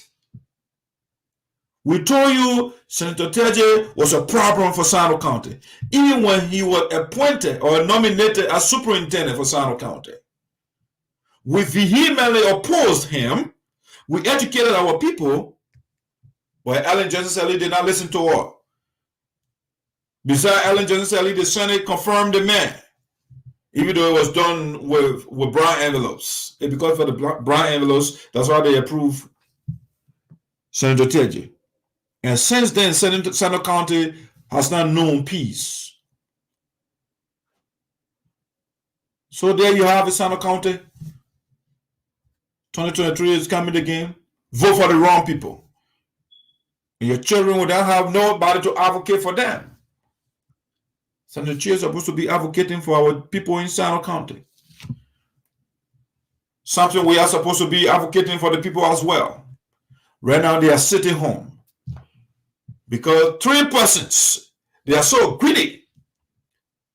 They are so important more than people that they don't listen to the demand, the votes, the mandate of the people, December mandate, which says that the one Samson Weah and the one Augustine Chia. But the guy said, we don't care for you.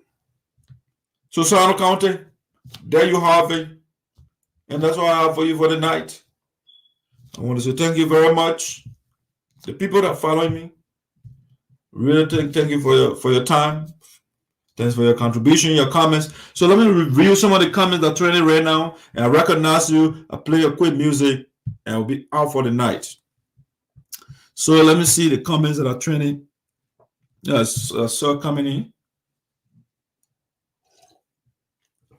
So Evangelist James Shibakalo said, so are you dismissing the cultural aspect of the organization? Something that has formed an integral part of the USAA Constitution? No dancing or phone making? Evangelist, I'm not saying we should dismiss the cultural aspect of it. I'm saying we can dance without spending $14,000 and giving it to one man. No. You can do the dancing. You can dance all day if you want. But let's use the money to help people. That's my point. Green Gideon does not deserve $14,000 him alone. Just him. Just to go to Liberia.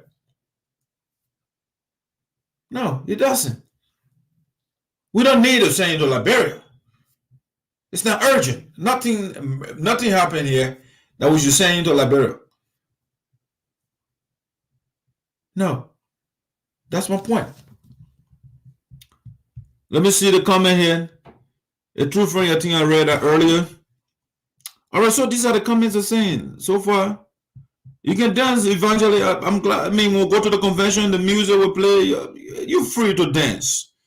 The president can go on his own volation to Liberian and still dance. But you can't carry $14,000 of our, I mean, poor people money here, where they work hard, they contribute, and you're giving them $14,000 to go to Liberia. If we generated the $5,000 already or $6,000 and give it to you, and you still had a vote for additional $7,000, breaking the Constitution, it's not the job of teleconference to approve money. Pay our Constitution, no. It's the board of directors. And so there we have it. I want to say thank you so much for joining me. Let me recognize the people I'm seeing.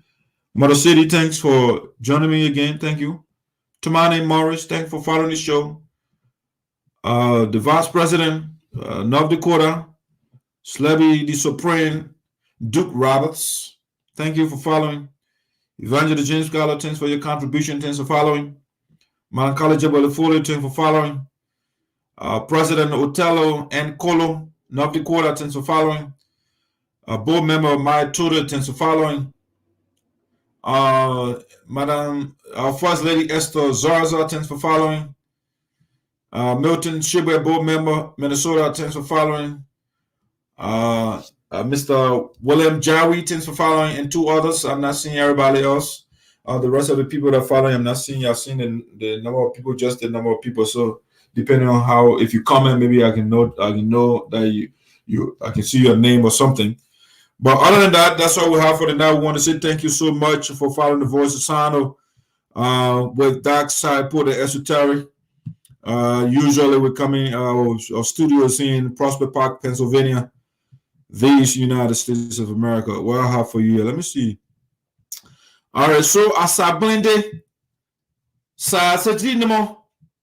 we want to listen to the Quinga traditional music, and I'm out. Asablende, a problema, no seguimos. Aquí no va, allá ya, no seguimos. Aquí no va, a problema, no seguimos. Asablende, allá ya, no seguimos.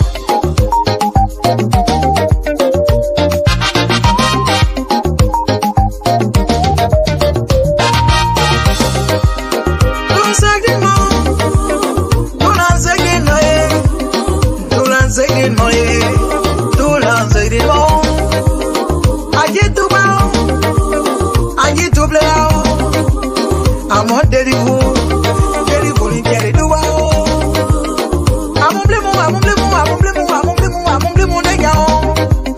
I'm on Derivo. I said I get it.